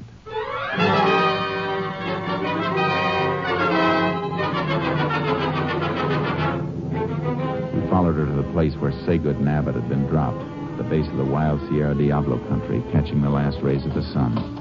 Leeds and I took our horses out of the trailer and started after them. Getting pretty dark, Jace. Yeah. Have to leave the horses and go on foot soon, or we'll lose this trail. I can hardly see anything now. Hold up a minute. Woo, Charcoal. Oh, what? Moist patch here. One of them slipped and fell. Yeah, the one making the heaviest tracks. Probably Saygood. No, Abbott. Saygood's bigger, but he's using Abbott for a pack mule to carry supplies. Look how the tracks spraddle out. Yeah. Sure must be carrying weight, all right. Headed right for that rocky ground ahead. We won't find any more prints as clear as these. Want to tie the horses off here? No, I think we better lead them. They can walk this ground, and we may need them coming out. Now, let's keep going.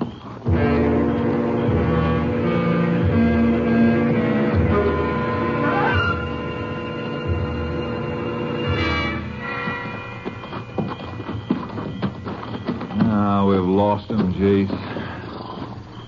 Keep flashing your light around it. Keep it cupped. All right. I'll spread out a little. No, wait a minute. Come back. Huh? What'd you find? Earth is soft at the base of this rock. Yeah, but no prints in it, Jace. No, but look at those marks. Rattlesnake track. Yeah, wasn't moving away from here, though. Den's probably in under the rock. Was weaving back and forth. A rattler only does that when it's disturbed. You mean they scared it passing by? Something scared it. Some loose rock fell around here not long ago, either. You can see where it chipped as it fell. The chips are fresh. Haven't been weathered over. Then they must have knocked it loose climbing up around a rock. Yeah. Let's find out. If they did come this way, they must have moved along this ledge. Here. Use your light again. You're right, Jace. Look at this. Yeah. Piece of broken shoelace. Snapped while they were climbing. And they sat there and tied the rest of it. See where his back rubbed dirt off the rock behind him. Yeah. And they made straight for that plateau. Gives Saygood a clear view of anything coming up by day. Gonna leave the horses here and go on? No.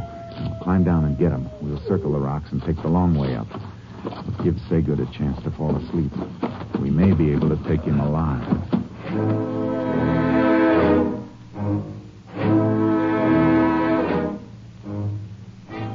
We reached the plateau, a broad, flat patch just under the final ascent to the high peaks of the range, and picked up the trail again.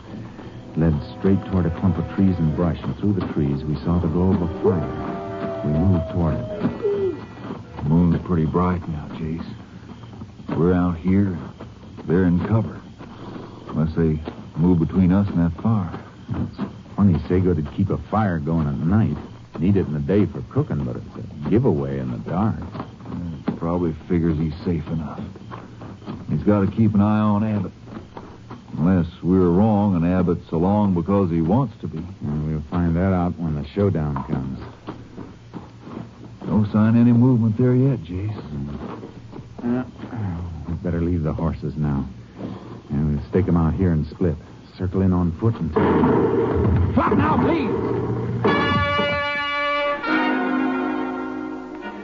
Now I knew what was wrong with the fire. It was a decoy Saygood had set up. He was someplace in the rim of the brush behind us. I twisted around looking for a flash of his gun if he fired again. Let it up, Rangers. Let me get a good shot. I'll put one right through your belly. You didn't expect to get away, did you, Saygood? You ain't got me yet. We can wait. You'll never get out of here unless we take you out. We got 4 guns. You're 1, Saygood. Don't forget the extra joker I dealt myself.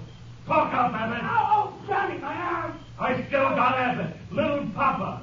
And if one of you got a bullet mark for me, remember it's got to go through him first. Keep him talking, Jace. Maybe I can crawl around. No. He's trigger happy. If he heard a sound, he'd put a bullet in Abbott's back. What do you say, Rangers? You want to see this punk die?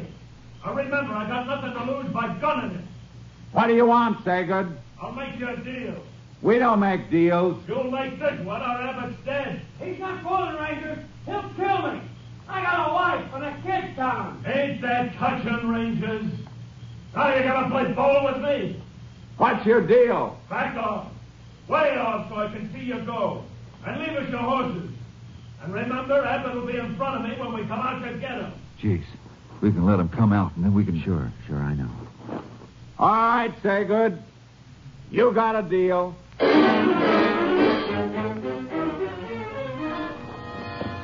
I loosened the cinch on charcoal. We backed away, ready in case they fired. Then they moved out into the moonlight. Saygood kept Abbott between us and got him up on Leeds' horse. Then he started to mount charcoal. Hold on, Rangers! Take him, Charcoal! Shake him, boy! Come on, Leeds. You won't be able to hit anything but the ground. There goes Saygood. Watch him.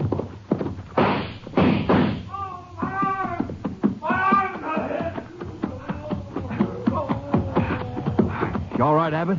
Yeah, I'm all right. Get up, Saygood. My arms. Never borrow a ranger's horse when a ranger's around unless he wants you to have him. I'm glad I didn't have to kill you, Saygood. I want the rest of the prisoners at Pentland to see you back in that cell. Might help them make up their minds never to come back again. You can start that lesson with me, Ranger. Once I get out, you won't see me there again. Good, Abbott. It's no place for a wife and kid to go visiting. All right, Saygood. Get going.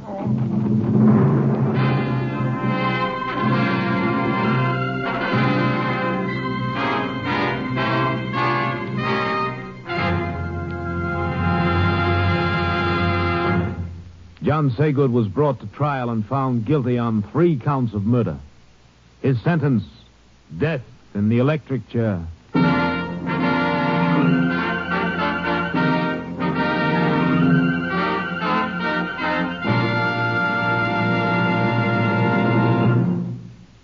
This is Joel McCrae.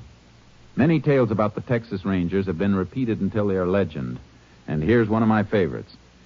Many years ago, rioting broke out in a Texas town, and the mayor appealed for aid from the Rangers. He was at the railroad depot to meet the expected help when a stranger got off the train and approached him. "Are you the mayor?" the stranger asked. The mayor, looking anxiously for the Ranger force, said, "Yeah, but I have no time to talk to you now. I'm waiting for the Texas Rangers to stop this rioting." The stranger said, "I'm the Ranger. I was sent down to help you." The mayor's mouth dropped open in dismay. "They only send one Ranger?" Puzzled by the question, the Ranger said, "Yeah. You only got one riot, haven't you?" Don't forget our date, same time next week, folks. See you then. Next week, Joel McCrae in another authentic reenactment of a case from the files of the Texas Rangers.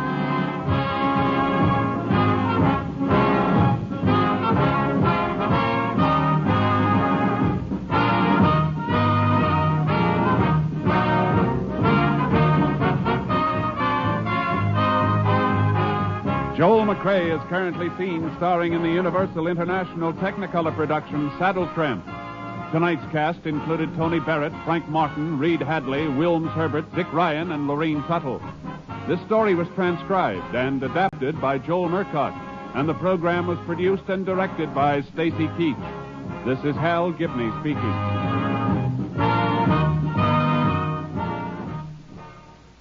Three chimes mean good times on NBC. The secret of Dennis Day's comedy is that he always appears perplexed and bewildered. Dennis will be back on the network of the Chimes Saturday, October 7th. That's 3 weeks from tonight, with more delightful mix-ups and popular music in the thrilling Day manner.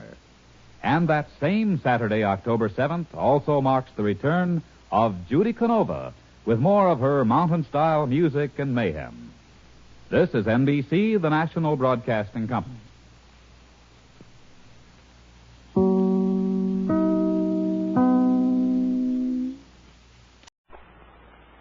The National Broadcasting Company presents Joel McCrae in Tales of the Texas Rangers.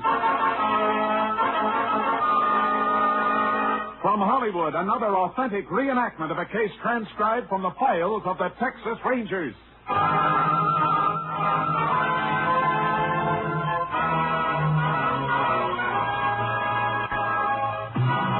Tales of the Texas Rangers, starring Joel McRae as Ranger Jace Pearson. Texas, more than 260,000 square miles, and 50 men who make up the most famous and oldest law enforcement body in North America.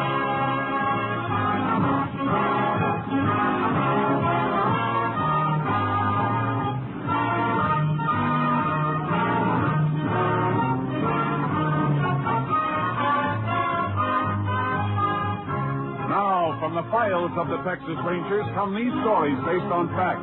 Only names, dates, and places are fictitious for obvious reasons. The events themselves are a matter of record.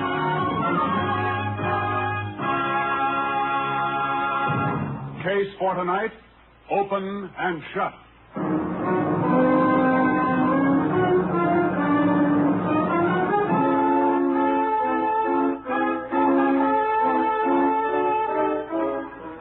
It is 1:37 a.m., September 9th, 1945. John Meston, a wealthy rancher, is awakened by the sound of a speeding car screeching to a stop on the driveway outside his house. Seconds later, he jumps out of bed and reaches for a robe as the downstairs door opens. His daughter, Connie, comes up the stairs screaming hysterically. Connie, baby. What is it? What's the matter? Oh, Daddy, Bob. He's dead. Bob, dead? What happened to him? Connie, get hold of yourself. What happened? I'm frightened, Daddy. I'm frightened. There was a man with a bandana over his face. Where, Connie? Where? The old cattle road leads to the ranch. We were parked there. Here, sit down. Sit down while I call the sheriff. You better have a doctor. Get something for your nerves. He tried to hold himself. Quiet. Bob had his gun in the car. They followed me. Operator, get me Sheriff Sykes. I want to report a murder.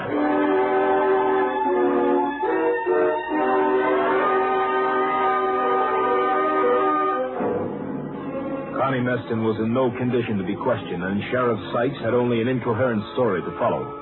He called the Texas Rangers. Ranger Jace Pearson was assigned to the case. He arrived at the Meston Ranch shortly before dawn. Might as well wait here in the library, Ranger. The doctor's still in with the girl. She's had a mighty bad shock. Does he tell you where it happened, Sheriff?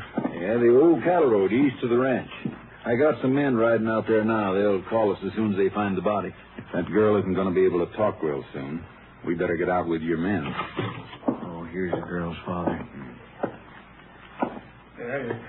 Sorry to keep you waiting, Sheriff. How are you, Mr. Meston? Glad you got here, Ranger. Can we talk to your daughter now, Mr. Meston? I'm afraid not. Doctors put her to sleep. Says she must have absolute rest for a few hours. There's no point in our waiting then, Sheriff. We can come back later. I'm sorry, but that'd be best. I'll walk out with you. What's the best way to get to that cattle road? Drive into town, then around the highway. Be shorter to cut across the ranch on horses. You got yours in your trailer. Maybe Mr. Meston will lend me one. Take your pick of the stable, Sheriff. Couldn't we drive across the range? No, you've got a ravine to cross and a stream to ford. What time did your daughter get home, Mr. Meston? Just a minute before I called the sheriff. Little after 1:30. I'd only been in bed about an hour. Locked up about 12:30 and turned in. Is this the car she came home in? Yeah, Bob Brady's car. I heard her drive up, then I heard her crying. Came in and tore up the stairs to my bedroom. I'm afraid it's going to take a long time to get over this. Don't let anybody touch this car until I can get a fingerprint man to go over it. Killer may have left his mark someplace. I'll see it ain't touched. Well, I'll go get me a horse in the stable, Ranger. How well did your daughter know Brady? Well, they went around together for a spell, but this date last night was the first they'd had in a long time. Brady worked for me. Doing what? Accountant. Handled all the ranch business. Got an office in one wing of the house. I see. I'll radio for a fingerprint man to come down from our lab while the sheriff's getting his horse. Want me to ride with you for any reason? No. Better do whatever you can to bring your daughter around so we can talk to her. We'll be back later.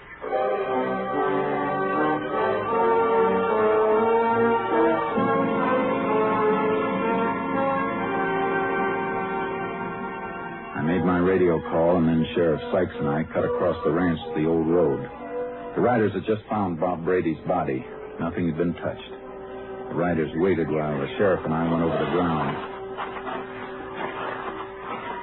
Standing right beside the car when he was killed. The car tracks are heaviest here where it was parked. Yeah. Brady and the girl have been walking around, though. Prints go over that way and then turn around and come back here to the body. There's a third set of prints mixed in with theirs. Yeah, must be the killers. Yeah. Came up the road here and stopped beside the car and walked on again. Heavy powder burns on Brady's coat. He was shot from close up. I only saw the girl for a minute. Couldn't make much out of what she was saying, but I think Brady was killed with his own gun. How come? Carried an automatic in the glove compartment of his car. He toted quite a bit of the ranch's cash on him sometimes. It's funny the killer didn't use his own gun, unless he didn't have one. Well, the girl said Brady tried to get his gun from the car. The fellow took the gun away from Brady and killed him. So I guess he couldn't have had a gun of his own. It doesn't make sense. He was taking a mighty big chance, staging a holdup if he wasn't armed. Although I guess it was robbery, all right. Brady doesn't seem to have a cent on him. No wallet, no wristwatch, nothing. Yeah, no doubt about the motive.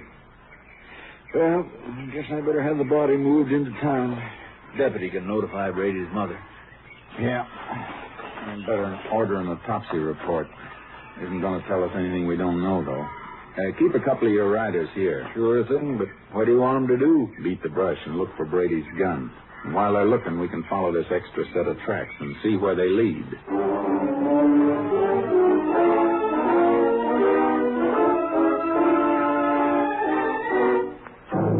I expected to follow the marks of a man who didn't want to be followed. The usual erratic trail a killer leaves when he's trying to throw off pursuit. But this trail led straight as an arrow. Hey, whoever he is, he sure didn't cover his tracks very well. No, unless he's headed for some spot where he knows his trail will be lost. Wait a minute. Oh, boy. What is it? Trouble may start here. Yeah, turned off the road into the fields. The ground's worn that way, though. It's a path that's been used before. Come on.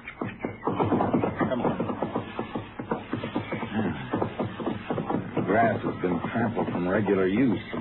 Anybody live out here you know of? Nope. Yeah, an old shack about a mile and a half across. Used to be a lime house. Owner rented to a Mexican. We better have a talk with him. We can move a little faster, but keep your eye out for those tracks as we go. Yeah.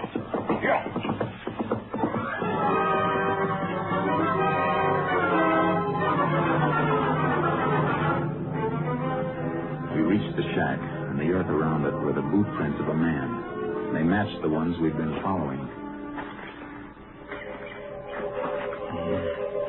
He's in there, all right, Ranger. Yeah. He may still have that gun with him. He was up late.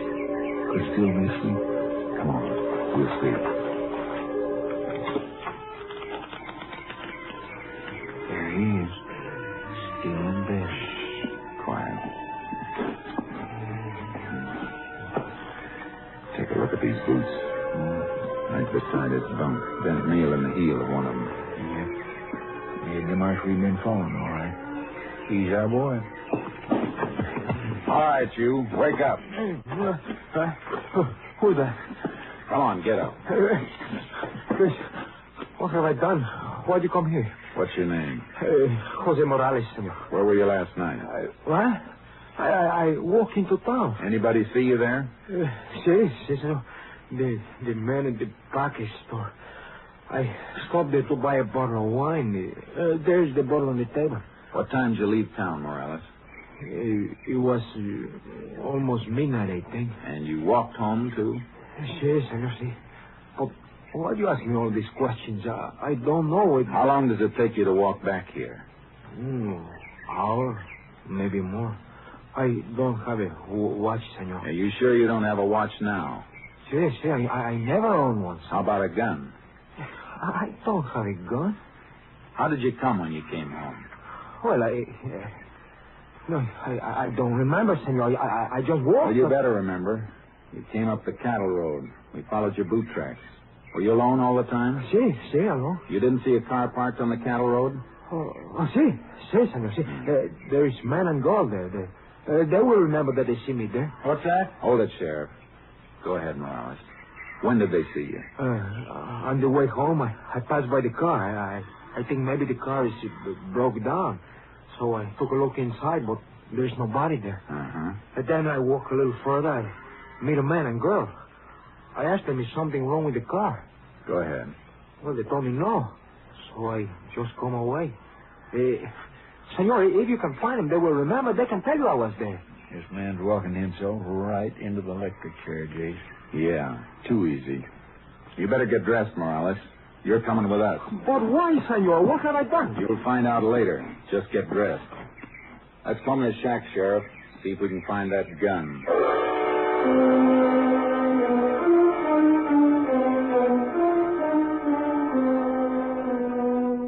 We didn't find the gun or anything else that might have been taken from Brady. And the sheriff's riders drew a blank, too. But we had enough to hold Morales at the jail. We locked him up and went back to the Meston Ranch. Before you speak to my daughter, gentlemen, I want to ask you to kind of take it easy. In here. Connie, it's Sheriff Sykes and the ranger. Howdy. Miss Connie? Hello. Miss Meston, would you mind telling us just what happened last night? Well, Bob called me, Bob Brady. He wanted to see me. We hadn't seen each other for some time. I thought he worked here at the ranch. Well, he did. I meant we hadn't been out together for a long time. I'm sorry. Go ahead. Well, he picked me up here, and we drove. Then we parked up the cattle road. Lots of young folks parked there on and off, Ranger. It's sort of a lover's lane. We'd been there quite a while talking.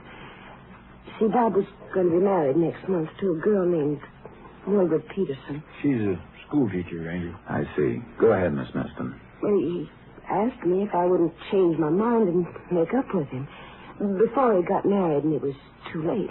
Mm-hmm. I told him we weren't right for each other. He'd be happier with somebody else, and then, well, all of a sudden a man came up to the car. It was dark, and he had a bandana over his face. Go on. Well, he held us up and made us get out of the car. You have a gun? Well, I'm not sure. I was frightened. He had something in his hand. He took Bob's wallet and his watch, and then he told us to stay right where we were. Didn't he take anything from you? Well, yes.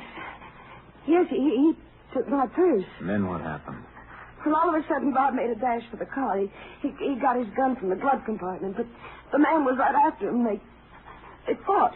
The man got the gun away from Bob, and then he shot Bob and ran away. Gentlemen, if you don't mind, Just I another think that... second, Mr. Meston. Miss Meston, what were you wearing? Well, just a plain blue taffeta dress. It's right there on the chair. After that, you took Brady's car and drove back here, and your father called the sheriff, is that right? Yes, sir. Driving back from there, you had to come through town. Why didn't you stop and get to a phone? I was frightened. I couldn't think. I wanted to get home. You should be able to understand that, Ranger. After all, Sure, Mr. Meston. Just checking. You said you were in bed and heard your daughter drive up, is that right? Yes, I told you before. I locked up and turned in about 12:30. Connie come home about an hour later. Came in and right up to your bedroom, is that right? Yes. Why? Just getting the picture. All right, Sheriff. We can go now. Right. Oh, we can find our own way out, Mr. Meston. Miss Connie can come into town and dictate her statement in a day or so. Thank you, Sheriff. Well, Ranger, this looks like a quick one to me. Case against the Mexican Morales is open and shut. I don't know, Sheriff. Somebody's lying. Meston said he locked up and went to bed. His daughter came in and went tearing up to his bedroom. Well, what's wrong with that? How'd she get into the house if Morales took her purse? Her keys would be in it. Well, she might have had her key in the pocket of her dress. Might have, except for one thing. That dress has no pockets.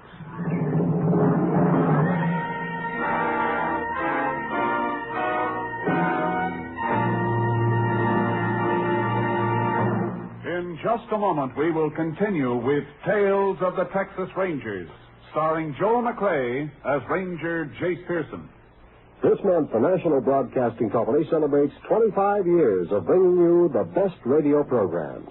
7 days a week, you can depend upon NBC for music, drama, comedy, entertainment of every kind, as well as the latest up-to-the-minute news from every corner of the world.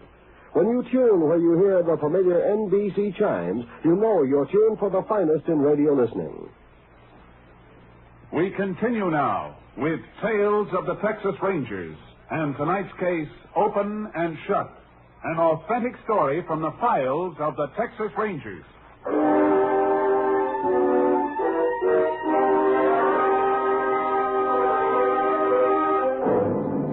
I checked on Morales' story as best I could. He had been in town, and he had bought a bottle of wine to take home with him the night of the murder. But when I got back to the jail, the sheriff had evidence piling up against the Mexican. Your fingerprint clue dropped off copies of prints they found on Brady's car. Uh-huh. These prints were found only on the door of the car. Now, compare them with these. Yeah, same man, all right. Matching set of the prints I rolled off Morales when we brought him in. He must have done it. Maybe, but I'm not convinced. I'll see you later. Here, where you going, Ranger? To see Brady's mother and the girl he was going to marry.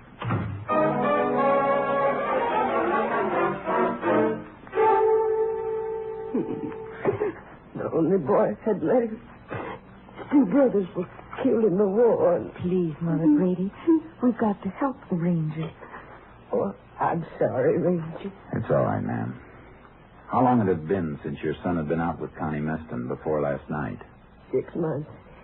I thought it was all over. I thought she'd leave him alone when she knew him and Mildred was going to be married.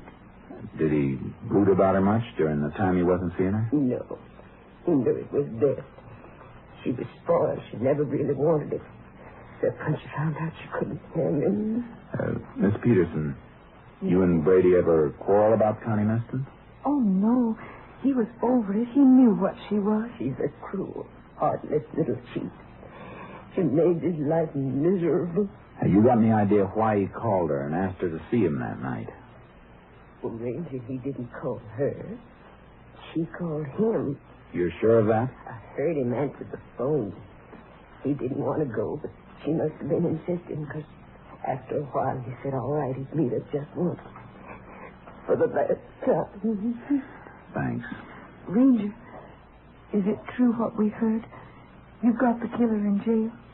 I wouldn't count on that. Yet.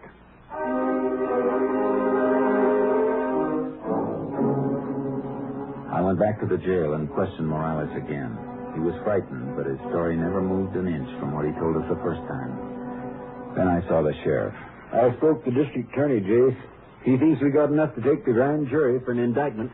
Give me one of the mug shots you took of Morales when you brought him in. Sure. Here's the picture. Thanks. I want Connie Meston to look at it and see if she can identify Morales. For she said the man who stuck him up had a bandana over his face. She said a lot of things, Sheriff. Brady struggled with the man who killed him. Morales carried a bottle of wine from town to his shack. We checked that. If he had a struggle with anyone, how come he didn't drop the bottle and break it? Yeah, it seems like it would have broke, don't it? You got a bandana here? Yeah, the one we took from Morales. Why? No, not that one. I want one with a different color and pattern. Maybe one in my deputy's locker. Get it. I want to see how many lies Connie Meston can tell. I won't be satisfied with the case against Morales until we find Brady's gun and the things that were supposed to be stolen.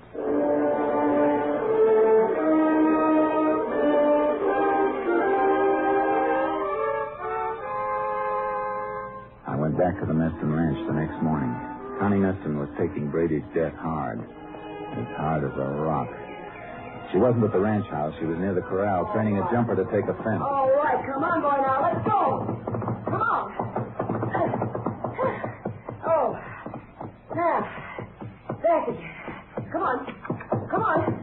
Come on, I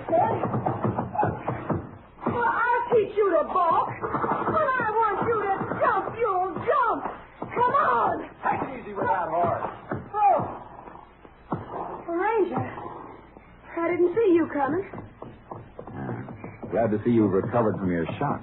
Well, I had to find something to occupy my mind. Thought I'd work my horses. Got 'em entered in the show at El Paso next Sunday. It'd be nice if the horse lives that long, the way you use that whip. It happens to be my horse. Now, what do you want, anyway? A little information. We may have the man who killed Brady. Oh, yeah, I heard. The Mexican Morales? News gets around. Here's a picture of him. Is he the man? Well, he could be. He looks like the one. What do you recognize? That scar on his chin? Yeah. Well, no. I mean, no. His face was covered. Yeah, I almost forgot about that. Is this the bandana you saw? Well, it was dark, but it was just like that one. Uh-huh. Well, thanks. That all you want to know, Ranger? Yeah, that's all. For now.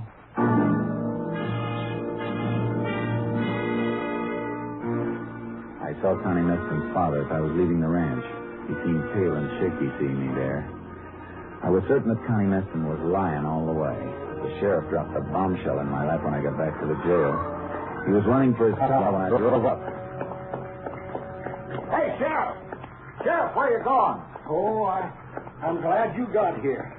I was just heading for Morales' place. You want to come along, I reckon. Why? What's out there? I think we're going to find the gun and the stuff he stole. Look, here. Just got this in the mail. It was posted last night in the Mexican section. The note was printed in Spanish on yellow paper. It said, "Look in cattle tank near Morales' house." That was all. Reckon Morales trusted a friend who decided to double-cross him? We better get out there.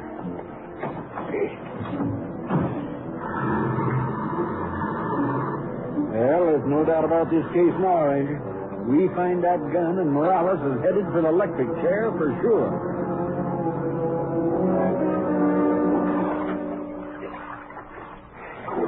Hey, here's something else. What'd you find? The watch. Brady's wristwatch. Good. Well, this is all of it. Come on, let's get out of this water. Sure.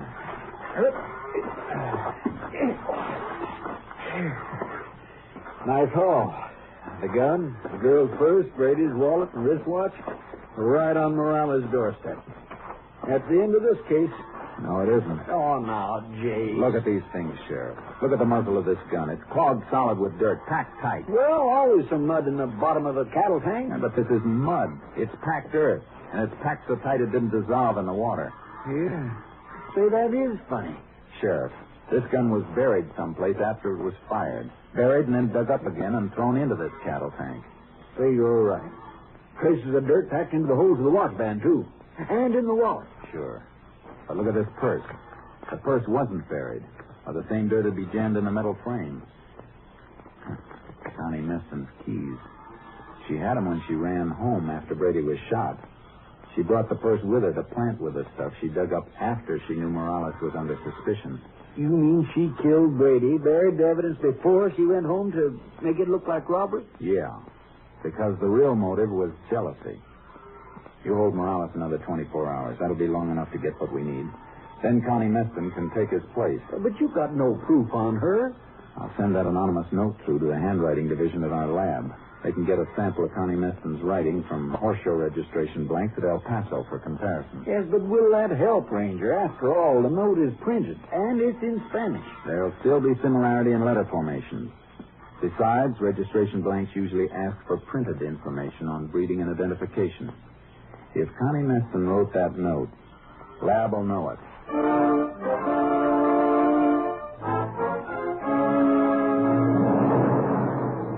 It checked. Connie Meston's printing on registration blanks for the horse show matched the printing on the anonymous note. It was almost enough, but I wanted one more thing. A trace of dirt on something she owned. A trace that would match the dirt that had been packed in the muzzle of Brady's gun when it was buried. I drove out to the Meston ranch and found Connie in the stables. Mind if I come in? Oh, you here again? What do you want this time? Thought you might like to know we found Brady's gun. Anonymous note told us where it was. Cattle tank out at Morales' place. You got a good case then. No. Morales didn't put the gun in the tank. How do you know? Because the gun and the other things had been buried. They were dug up again and thrown in the tank. Well, maybe he decided to change the hiding place. While we were holding him in jail? No, it's not likely. Morales didn't kill Brady. Do you know who did? Not for sure, but we'll find out. Whoever dug those things up must have carried them in something while they were taking them to the cattle tank. Some dirt was jammed in the muzzle of the gun. We find out what it was carried in, clothing maybe, somebody's pocket. We can match the dirt in our lab. I see. That's very interesting. I thought you'd think so. Well, I guess I better be getting back to town.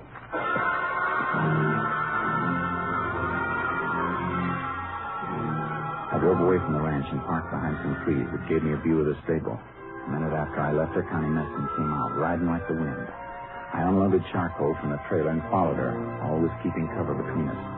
She didn't seem to be carrying anything to dispose of, but all of a sudden she came to a stop by a stream. She took the saddlebags and started to shake them out over the water. Oh, boy. All right, Charcoal, let's go. Get up, boy. Go! Stay right where you are, Miss Meston. What are you doing, guys? What's the matter with you? I'll take those saddlebags.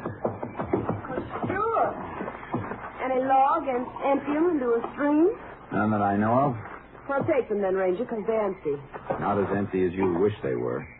And a few grains of dirt stuck in the seam. That's all we're going to need. Well, you can't make anything out of that. Oh, I got a few other things.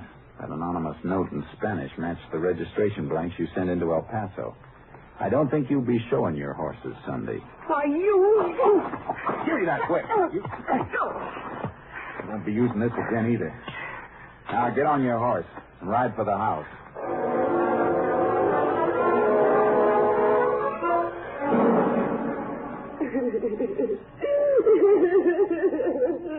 I'm taking her in, Mr. Meston. I got an idea you started to suspect she was lying the same time I did. She's not lying, Ranger. She didn't know nothing about it. I did it. I shot Brady. I'm sorry, but that won't work either. I got her pinned down all the way. Daddy, help. Well, give me some money. Well, what kind of a father are you if you can't help me? Shut up! Are you... You hit me. Yes. I should have started 20 years ago, before I let you get to be what you are. Maybe I'm not legally guilty, Ranger, but I'm guilty of raising her the way I did. Too bad you didn't think of it sooner. All right, Connie. Let's get into town.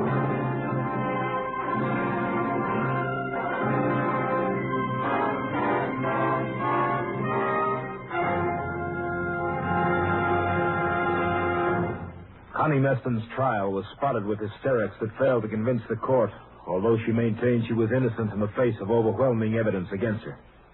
Then, as the trial neared a close, she changed her plea to guilty, and in an effort to avoid a death sentence, she confessed. She was sentenced to the women's prison at Huntsville for 50 years.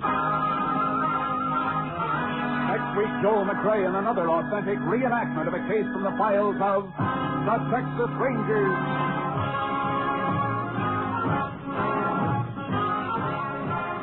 Joel McRae is currently seen starring in the Universal International Technicolor production Cattle Drive. The cast included Tony Barrett, Joan Banks, Francis X. Bushman, Farley Bear, and Vivi Janis. Technical advisor was Captain M.P. Lone Wolf Gonzalez of the Texas Rangers. This story was transcribed and adapted by Joel Murcott, and the program was produced and directed by Stacy Keach. Hal Gibney speaking. It's the Silver Jubilee on NBC. Next, it's The Big Show, with stars including Sophie Tucker, June Valley, Jerry Lester, Ann Sheridan, Morton Downey, and your charming hostess, Tallulah Bankhead. Then enjoy mirth and music with Phil Harris and Alice Faye. Later, Theater Guild on the Air presents Age of Innocence, co-starring Claudette Colbert and MacDonald Carey.